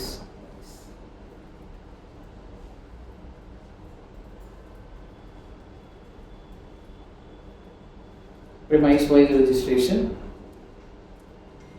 ठीक है साहब, यही डीम्ड रजिस्ट्रेशन में जितना है। डीम्ड रजिस्ट्रेशन में ये अगर दिल्ली गवर्नमेंट ने हाँ कर दिया तो सेंट्रल गवर्नमेंट के लिए आपको कोई मतलब ऑब्वियसली वो इंप्लाइड है कि यू आर रजिस्टर्ड, और अगर दिल्ली गवर्नमेंट ने मना कर दिया तो आप बोलो मैं सेंटर के बारे में कुछ नहीं होता भाई, दिल्ली सरकार मना करता वहां भी कैंसिल हो, दोबारा अप्लाई करिए, दोबारा कर सकते हो आप, हो सकता है कुछ फ्लॉ हो एप्लीकेशन में, कैंसिल्ड आ गया, ठीक करके दोबारा भर दो।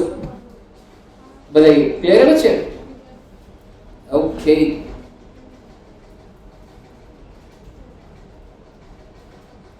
अच्छा, बच्चों को पता है कि एक दो चीजें मैंने बोली थी, पहले बोल देता हूं।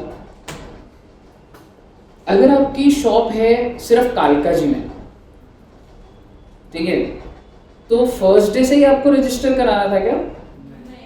नहीं, कब से कराना था? Exact, when you reach the threshold limit of 20 lakhs, 10 lakhs or 40 lakhs. So let's suppose ये 1/4/22 है, इस दिन से मैंने सेल करनी शुरू करी, मैं सेल कर रहा हूँ 10 रुपए, 20 रुपए, 5 लाख, 2 लाख, और मैं कौन से दिन मेरा टर्नओवर एक्सीड हो गया बच्चे? 10 जुलाई 22 को, यानी कि आप कह सकते हैं your aggregate turnover exceeds, that means you are liable to be registered. ठीक है जी, आपको डेज स्पेसिफिक देखने पड़ेंगे, ध्यान से देखिएगा। Now, when you become liable to be registered, अब आपको रजिस्ट्रेशन करनी है, उसके लिए कौन सा फॉर्म लगता है बच्चे? REG 01। तो आपको यहाँ पे सिर्फ REG 01 पे फोकस करना है कि हम एक फॉर्म भर रहे हैं REG 01, कितने दिन के अंदर? 30 डेज के। ऑब्वियसली आप बाद में भी कर सकते हो, उसका कुछ इम्पैक्ट आएगा, हम देखेंगे। So you have to apply within how many days? 30 days. अब आप सीखिए 30 डेज कैलकुलेट कैसे होगा। आप 10 जुलाई को छोड़ देंगे एंड इसके बाद आप 30 डेज काउंट करेंगे। क्या आप मुझे बता सकते हैं कि जुलाई के कितने डेज हो रहे हैं? 10 तो हटा दोगे तो जुलाई हैज 31, तो 21 और 10 क्यों? 9 दिन और, तो आपको 9th क्या आएगा? ये 9th ऑफ अगस्त 2021।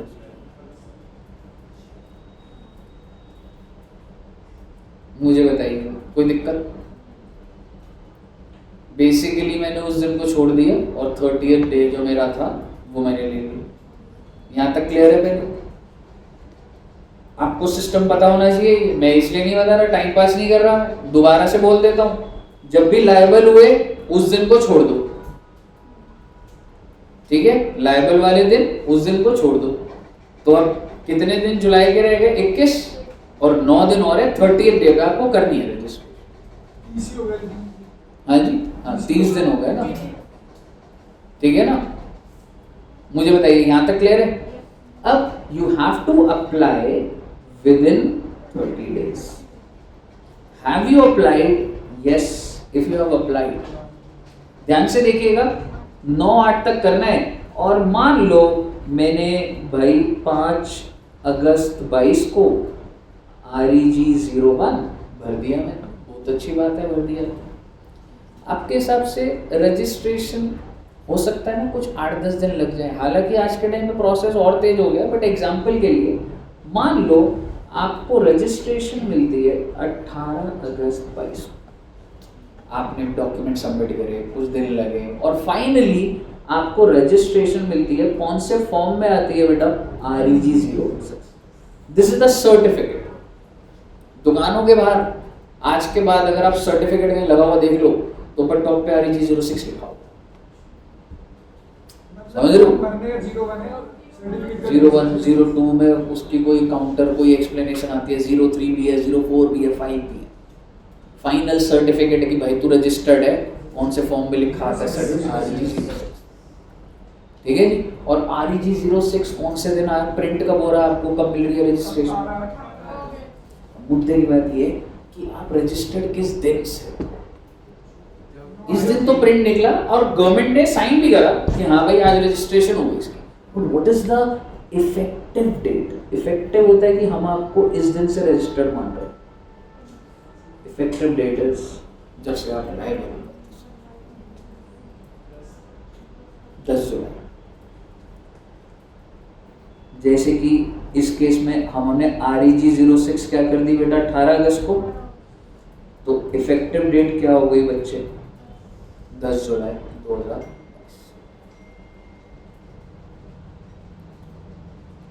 भाई साहब अगर तुम 30 दिन के अंदर अंदर अप्लाई कर देते हो तो जो रजिस्ट्रेशन आती है वहां से आती है जब से तुम liable to be registered.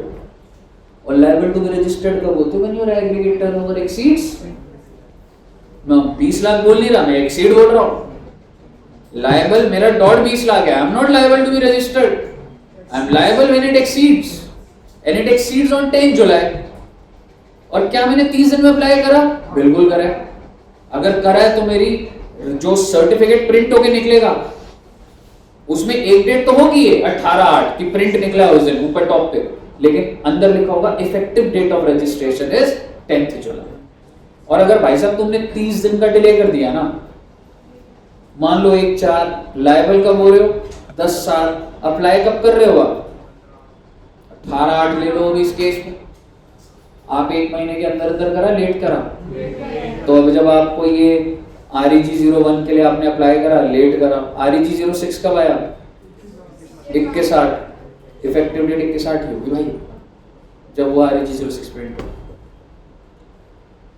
Time नहीं करोगे तो पुरानी डेट से रजिस्टर्ड हो जाओगे, नहीं करोगे तो जिस दिन प्रिंट निकलेगा उसी दिन आप रजिस्टर्ड। डिपेंड करता है। तेरे को कई कस्टमर होते हैं जो कि कहते हैं कि हमारे को पुरानी डेट के बिल दे दे। मैं आपको बता रहा हूँ, अब मैं बताता हूँ आपको, आप जो सोच रहे हो ये आपकी फर्दर डेवलपमेंट होनी चाहिए। There are many people in the market, I will not purchase from unregistered person. मेरी कंपनी की पॉलिसी है, हम छोटे लोगों से बात ही नहीं करेंगे। आप रजिस्टर्ड हो, क्यों? मेरे को ITC भी चाहिए, मैं सिस्टम से चलना है भाई मेरे को। मेरी कंपनी में मैं डील ही करूंगा अगर आप रजिस्टर्ड हो।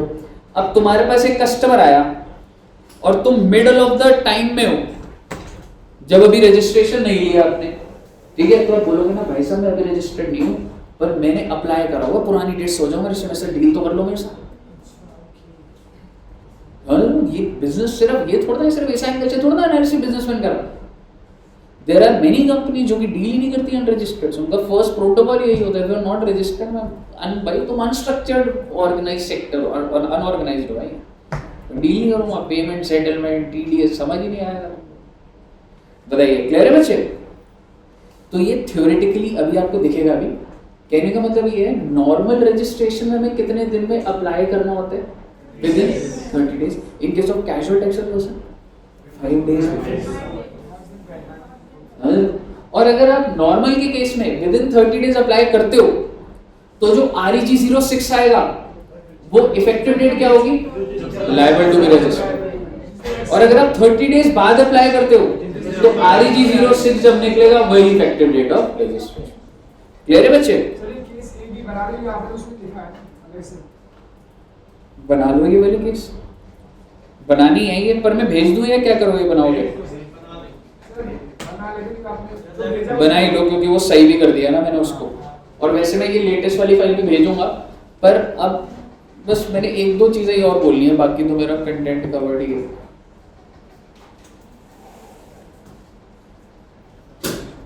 फिर हम ना केस स्टडीज देख लेंगे बच्चे।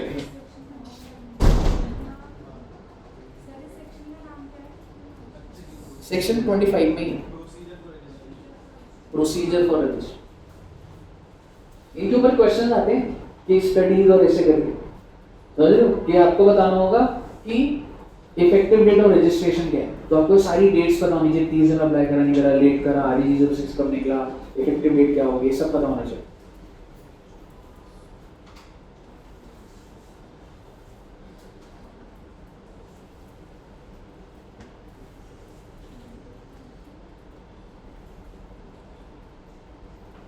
आप बच्चों को ऊपर क्लास सही लगती है नीचे? ऊपर से लगता है। ये वाला रूम अच्छा है ना, मतलब और रूम से शीशा लगा है टाइम पास। मैं जैसे सोच रहा होगा मैं बच्चों की जजमेंट सही है, ऐसा आंसर आ जाता है कि गलत ही हो जाता है।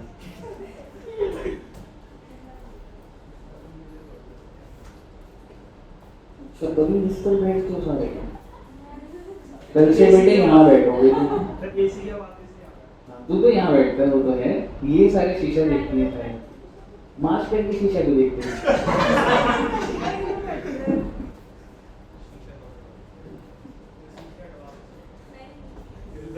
नहीं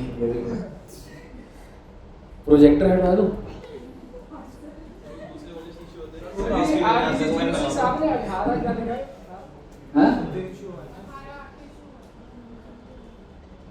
यहाँ पे लगा देता हूँ।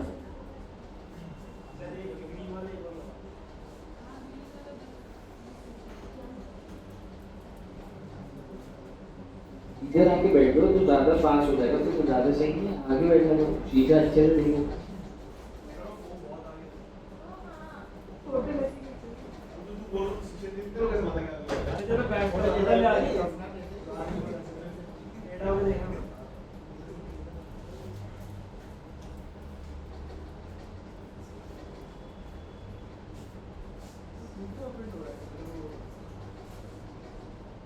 उसकी बुलेट जो ठोकी है स्प्रिंट पर,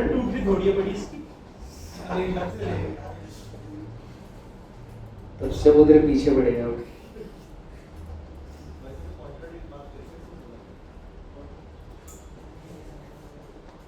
नहीं झगड़ा मत करो। शारदा यूनिवर्सिटी अच्छी खासी यूनिवर्सिटी का आपने बता दिया। वही मैं कह रहा हूँ, अच्छी खासी है, एडमिशन ठीक क्यों नहीं ले रहे हो?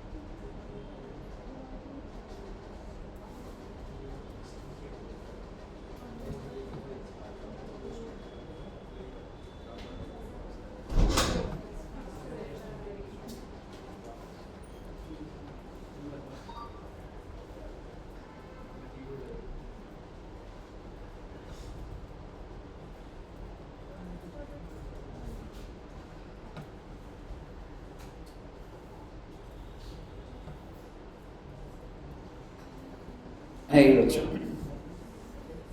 तो जब आप अप्लाई करते हो ना भाई REG 01 में, ठीक है, तो क्या चीज रजिस्टर कर रहे होते हो आप अपने प्रीमाइस। तो कैसे प्रूव करोगे? मैं जनरली कॉमन सेंस की बात कर रहा हूँ। आप GST डिपार्टमेंट में पोर्टल पे जाओगे, GST रजिस्ट्रेशन पे जाओगे, मैं दिखा दूंगा आपको फॉर्म्स और वो कहेगा रजिस्ट्रेशन आप कर रहे हो, पर जो भी बंदा रजिस्टर कर रहा है वो पहले अपनी आइडेंटिटी देगा नहीं देगा? डायरेक्टर। जैसे अगर मैं एडू जंक्शन को करूँ तो आपके हिसाब से किसके डॉक्यूमेंट्स लगेंगे? एडू जंक्शन के तो लगेंगे, क्योंकि जो रजिस्टर हो रहा है वो फर्म है, उसका पैन नंबर लगेगा। एग्जैक्टली, क्योंकि पीछे जो ओनर्स हैं उसके तो लगेंगे। कोई एक के तो कम से कम, जैसे कंपनी आप बोलोगे सर कंपनी कितने सारे ओनर है, तो वो ऑथराइज हो, कोई डायरेक्टर ने अप्लाई कर दिया, फाइनेंस डायरेक्टर या टैक्स डायरेक्टर, वो डाल देगा अपनी डिटेल, क्योंकि जो बंदा अप्लाई कर रहा है, ठीक है, और जो ओनर मतलब जैसे है तो उसकी KYC तो जाती जाती, ठीक है। बट मैं रजिस्ट्रेशन क्या चीज कर रहा हूँ उस जगह। तो अगर अब जैसे मैं एडू जंक्शन को करूंगा, मेरे को यहाँ का रेंट एग्रीमेंट तो अपलोड करना पड़ेगा। मैं बोलूंगा मेरे को प्रीमाइस को रजिस्टर करना होगा, प्रीमाइस का एड्रेस G31 2nd फ्लोर, पर क्या प्रूफ है? रेंट एग्रीमेंट, तो अपलोड हो। तो अगर मान लो बस इतना ही, और फिर मेरा KYC चला गया और with the prescribe fees submit, इतना डिटेल तो जाएगा ही जाएगा ना बच्चे। अब जब मान लो इसके अलावा और कोई डिटेल नहीं है और मैं रजिस्टर्ड हो गया, तो ये जब REG 06 आएगा तो उसमें मेरे को एक नंबर मिलेगा। कितने डिजिट नंबर है बच्चे? 15 डिजिट, जिसमें पहले 2 डिजिट स्टेट के कोड। अगर मैं दिल्ली में अप्लाई कर रहा हूँ तो आप कोई भी नंबर देख लीजिएगा, दिल्ली का स्टेट कोड 07 है। आप इधर मैकडॉनल्ड्स, डोमिनोज कहीं भी चले जाइए, आपको पहले 2 डिजिट 07 ही मिलेगा। फिर आपको पैन नंबर मिलेगा बच्चे। आप मुझे बताइए, अगर मैं एडू जंक्शन को करूंगा तो किसका पैन नंबर होगा? एडू जंक्शन का, मेरा नहीं होगा। सोल प्रोप्राइटर नहीं है, पार्टनरशिप फर्म, समझ रहे हो? तो बेसिकली यहाँ पे जो पैन लगेगा वो किसका लगेगा? एग्जाम्पल के लिए तो पैन होना बहुत जरूरी है। अगर पैन नंबर ही नहीं है तो भूल जाओ रजिस्ट्रेशन भैया। पैन नंबर नहीं है तो रजिस्ट्रेशन नहीं हो सकती। जाइए पहले पैन नंबर लेकर आइए। और इससे क्या हो रहा है आपका क्लियर, वो इनकम टैक्स का डेटा और इनका सर्वर कनेक्टेड है। पैन नंबर से तुमने इनकम टैक्स को क्या टर्नओवर दिखाया है और यहाँ क्या सेल दिखाई है, सारा आ जाएगा सामने। इनकम टैक्स में सेल दिखाते हो, इनकम टैक्स में अपनी इनकम दिखाने के लिए सेल दिखाओगे, कॉस्ट दिखाओगे, सेल दिखा रहे हो। और दुकान की क्या सेल दिखा रहे हो? आज के टाइम में रिकंसिलिएशन होती है इस चीज की, इस लेवल पे इंटीग्रेशन है। लेकिन मैं एक बात आपको NRTP और कैजुअल टैक्सुअल पर्सन के एंगल से बोल दूं, कैजुअल टैक्सुअल पर्सन का तो इधर धंधा होता है, उसके बाद तो पैन नंबर होता है। NRTP के पास पॉसिबल है?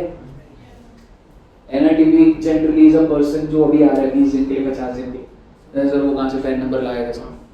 तो वो अपने पासपोर्ट सबमिट कर सकता है, पासपोर्ट की कॉपी, प्लस उसे कोई ना कोई एजेंट इधर अपॉइंट करना पड़ेगा जिसके पास पैन नंबर होना चाहिए, तभी एप्लीकेशन लगेगी। ये जब आप नोट्स पढ़ेंगे, थ्योरेटिकली जब पढ़ेंगे तो आपको दिख जाएगा कि अगर NRTP के पास पैन नंबर नहीं है तो वो अपने पासपोर्ट की कॉपी प्लस जिसको भी उसने ऑथराइज करा है इंडिया में to look after the affairs और एनीथिंग, उसका पैन नंबर लगेगा।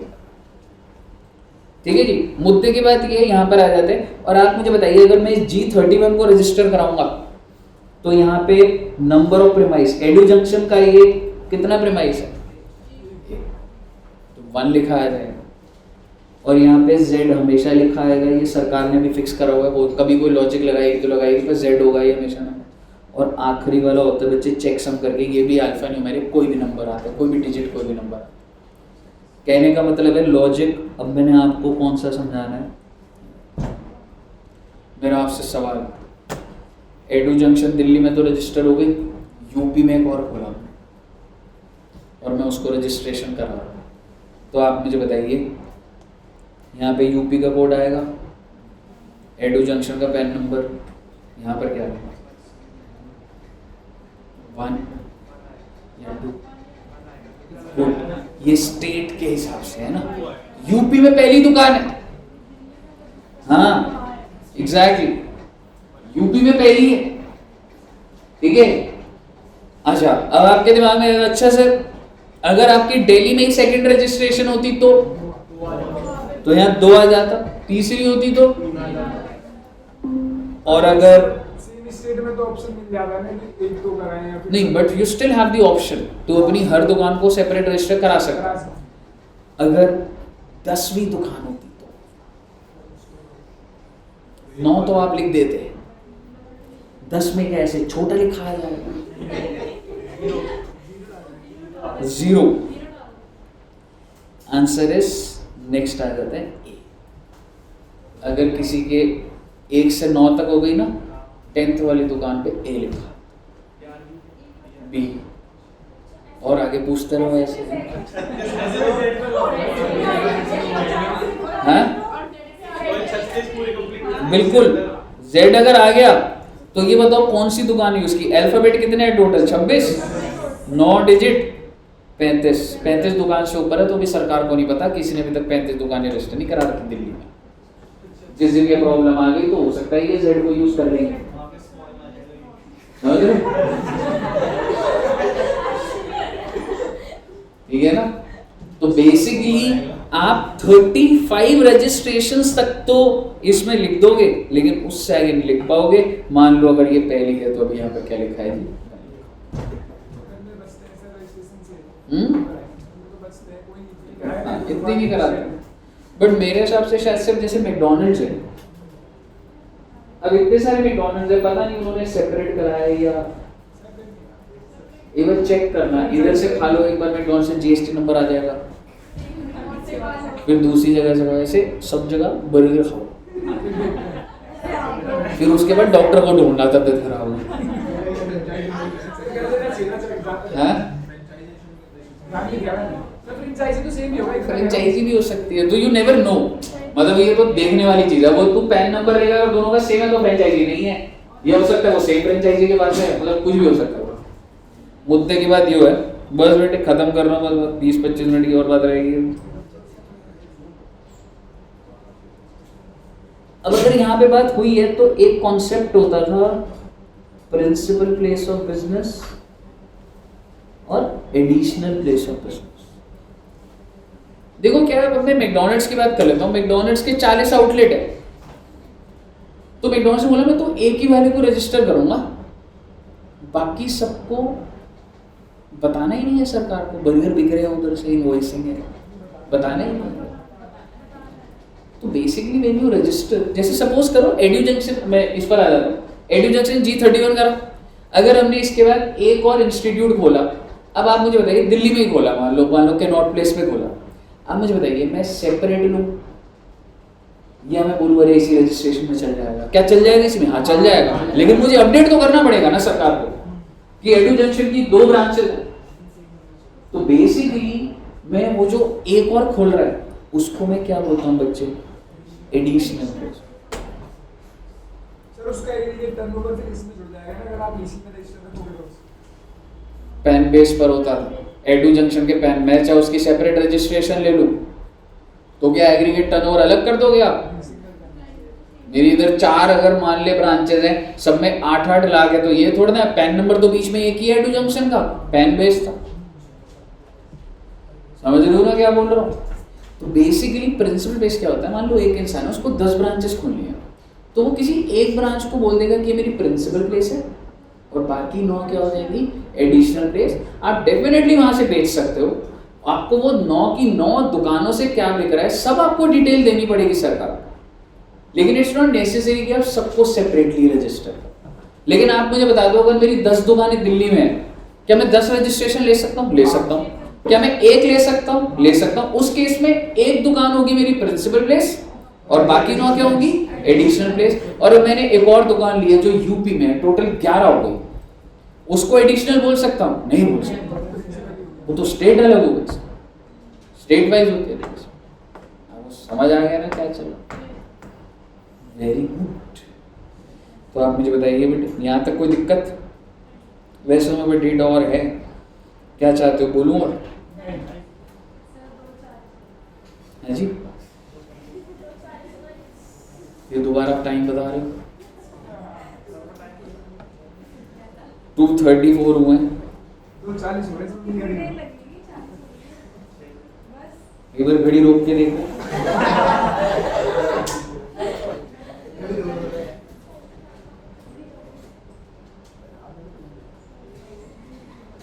मैं कुछ नहीं बोल रहा। Point number 14। अब जस्ट आपके पास जो नॉलेज है आपको समझ आएगा केस स्टडी हैंडल हो रही है नहीं हो रही है, एक बार देखिए। ऐसी जो भी अब आ रहा है स्क्रीन पर वो देखेंगे एक बार।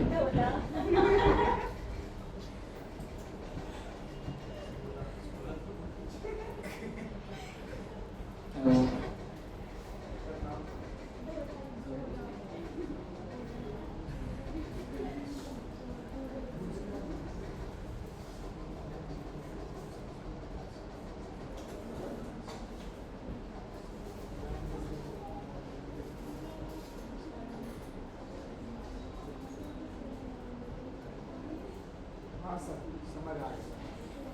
क्लियर है ना?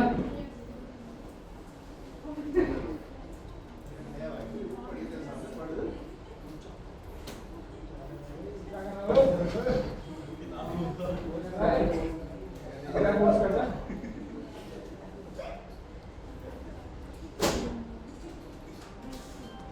ये वाला देखिए बच्चे,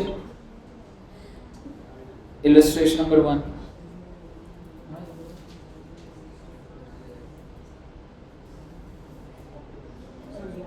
ऐसा कुछ नहीं है, क्या हो गया?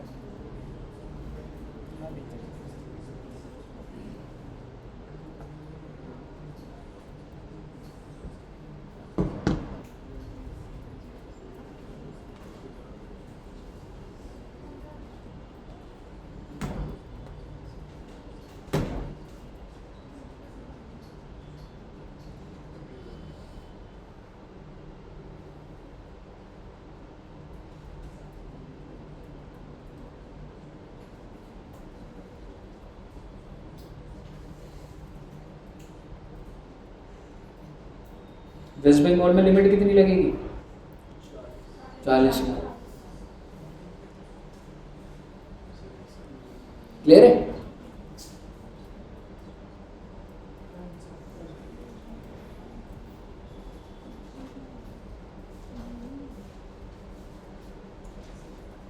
ये वाला भी देख लो बच्चे।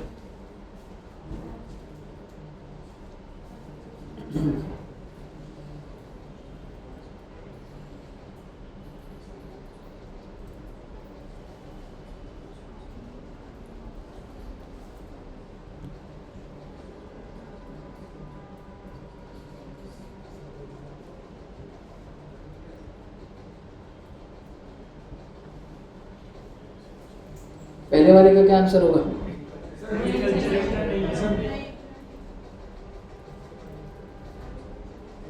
पढ़ भी लो एक बार आंसर कैसे फ्रेमिंग हो रही है।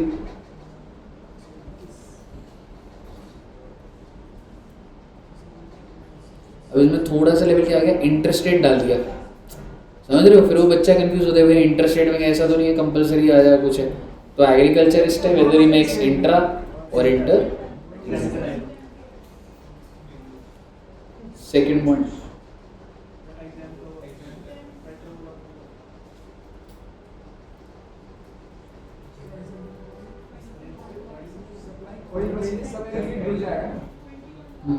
ऑयल तो आई थिंक मशीन ऑयल तो टैक्सेबल होगा। एग्रीगेट टर्नओवर कितना बैठ रहा है और कहाँ पर दुकान है इसकी? गुजरात में क्या टर्नओवर होना चाहिए था? 20। गुजरात में नहीं। सर वो गुड्स एंड सर्विस कर रहा है। कहाँ है? सप्लायर सर्विस अच्छा अच्छा ठीक है, इंटरेस्टेड। हाँ तो फिर 20 लाख हो गई, 21 लाख है तो लायबल टू बी रजिस्टर्ड। एक बार पढ़ लो इसको।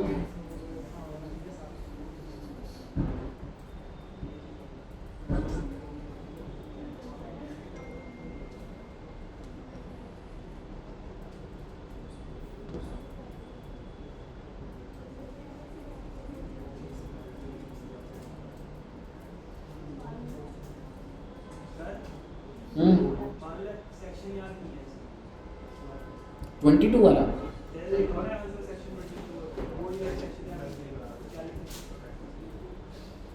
As per the provisions of GST act, पर ऐसा लिखोगे तो उतना वो नहीं लगता, पर ये वाले सेक्शन आपको याद होने चाहिए। सर थोड़ा सा नीचे करना।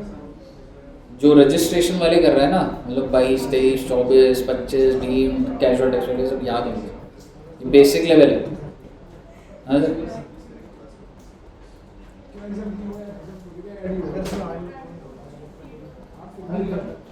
लाइबल टू ऑब्टेन रजिस्ट्रेशन है ना। हाँ सर लाइबल है, वो तो एक्सेप्ट सप्लाई तो जुड़ेगा ही उसके अंदर। टर्नओवर के लिए वो 20, वो ऑब्वियसली वो जुड़ेगा, लाइबल टू बी रजिस्टर्ड हो जाएगा, क्योंकि अगर ये सिर्फ पेट्रोल बेच रहा होता तो और ठीक है ना। और लास्ट केस क्या था जी?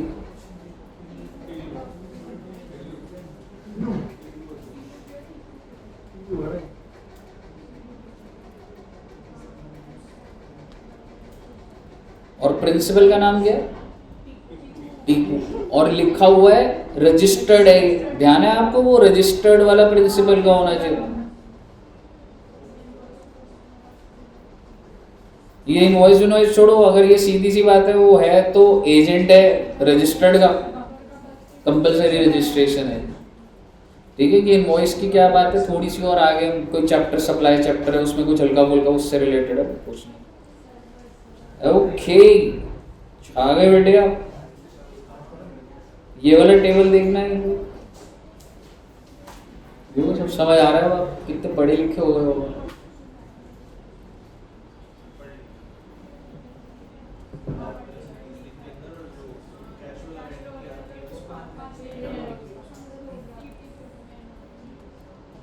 सुगम सर्विसेज भी पढ़ लेना, डेट के हिसाब से देख लेना जरा।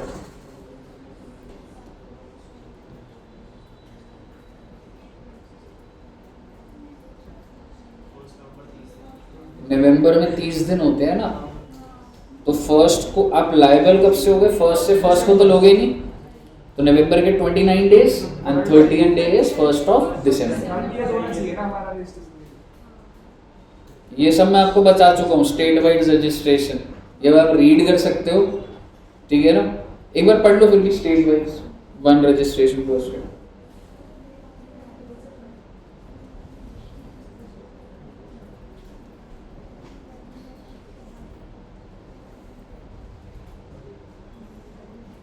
गुड यार, 2 घंटा बैठ गए बच्चे एकदम कंटिन्यूस।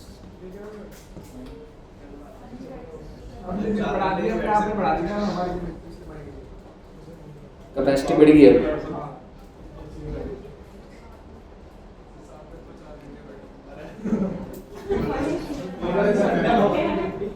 समझ ये हो गया ये वाला?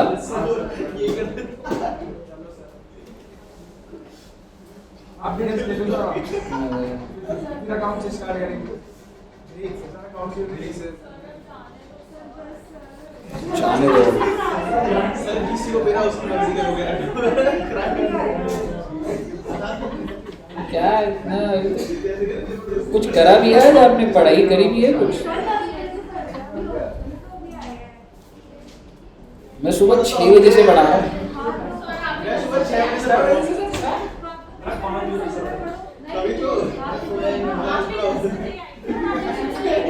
हाँ?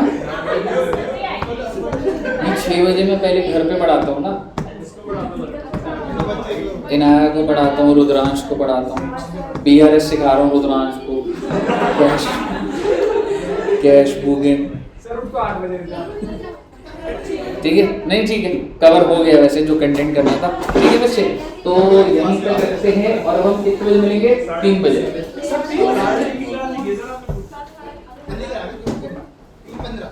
3:15 ठीक है, आधा घंटा से नहीं 4:30 A16 खत्म करेंगे बस आज। हाँ 1-2 क्वेश्चन ही कराएंगे, पर वो भी है ना, कमेंसमेंट कैसे है और वो बताने का भी है। बेस तो एक क्वेश्चन तो हो गया वेटेड एवरेज वाला, वो कराओगे आप? कर लिया तुमने? हाँ कर लिया मैंने, दोबारा कर लिया। एक तो जल्दी हो जाएगा खत्म। हाँ तो जल्दी हो जाएगा भाई, मैं ओके जी, बाय बाय। क्या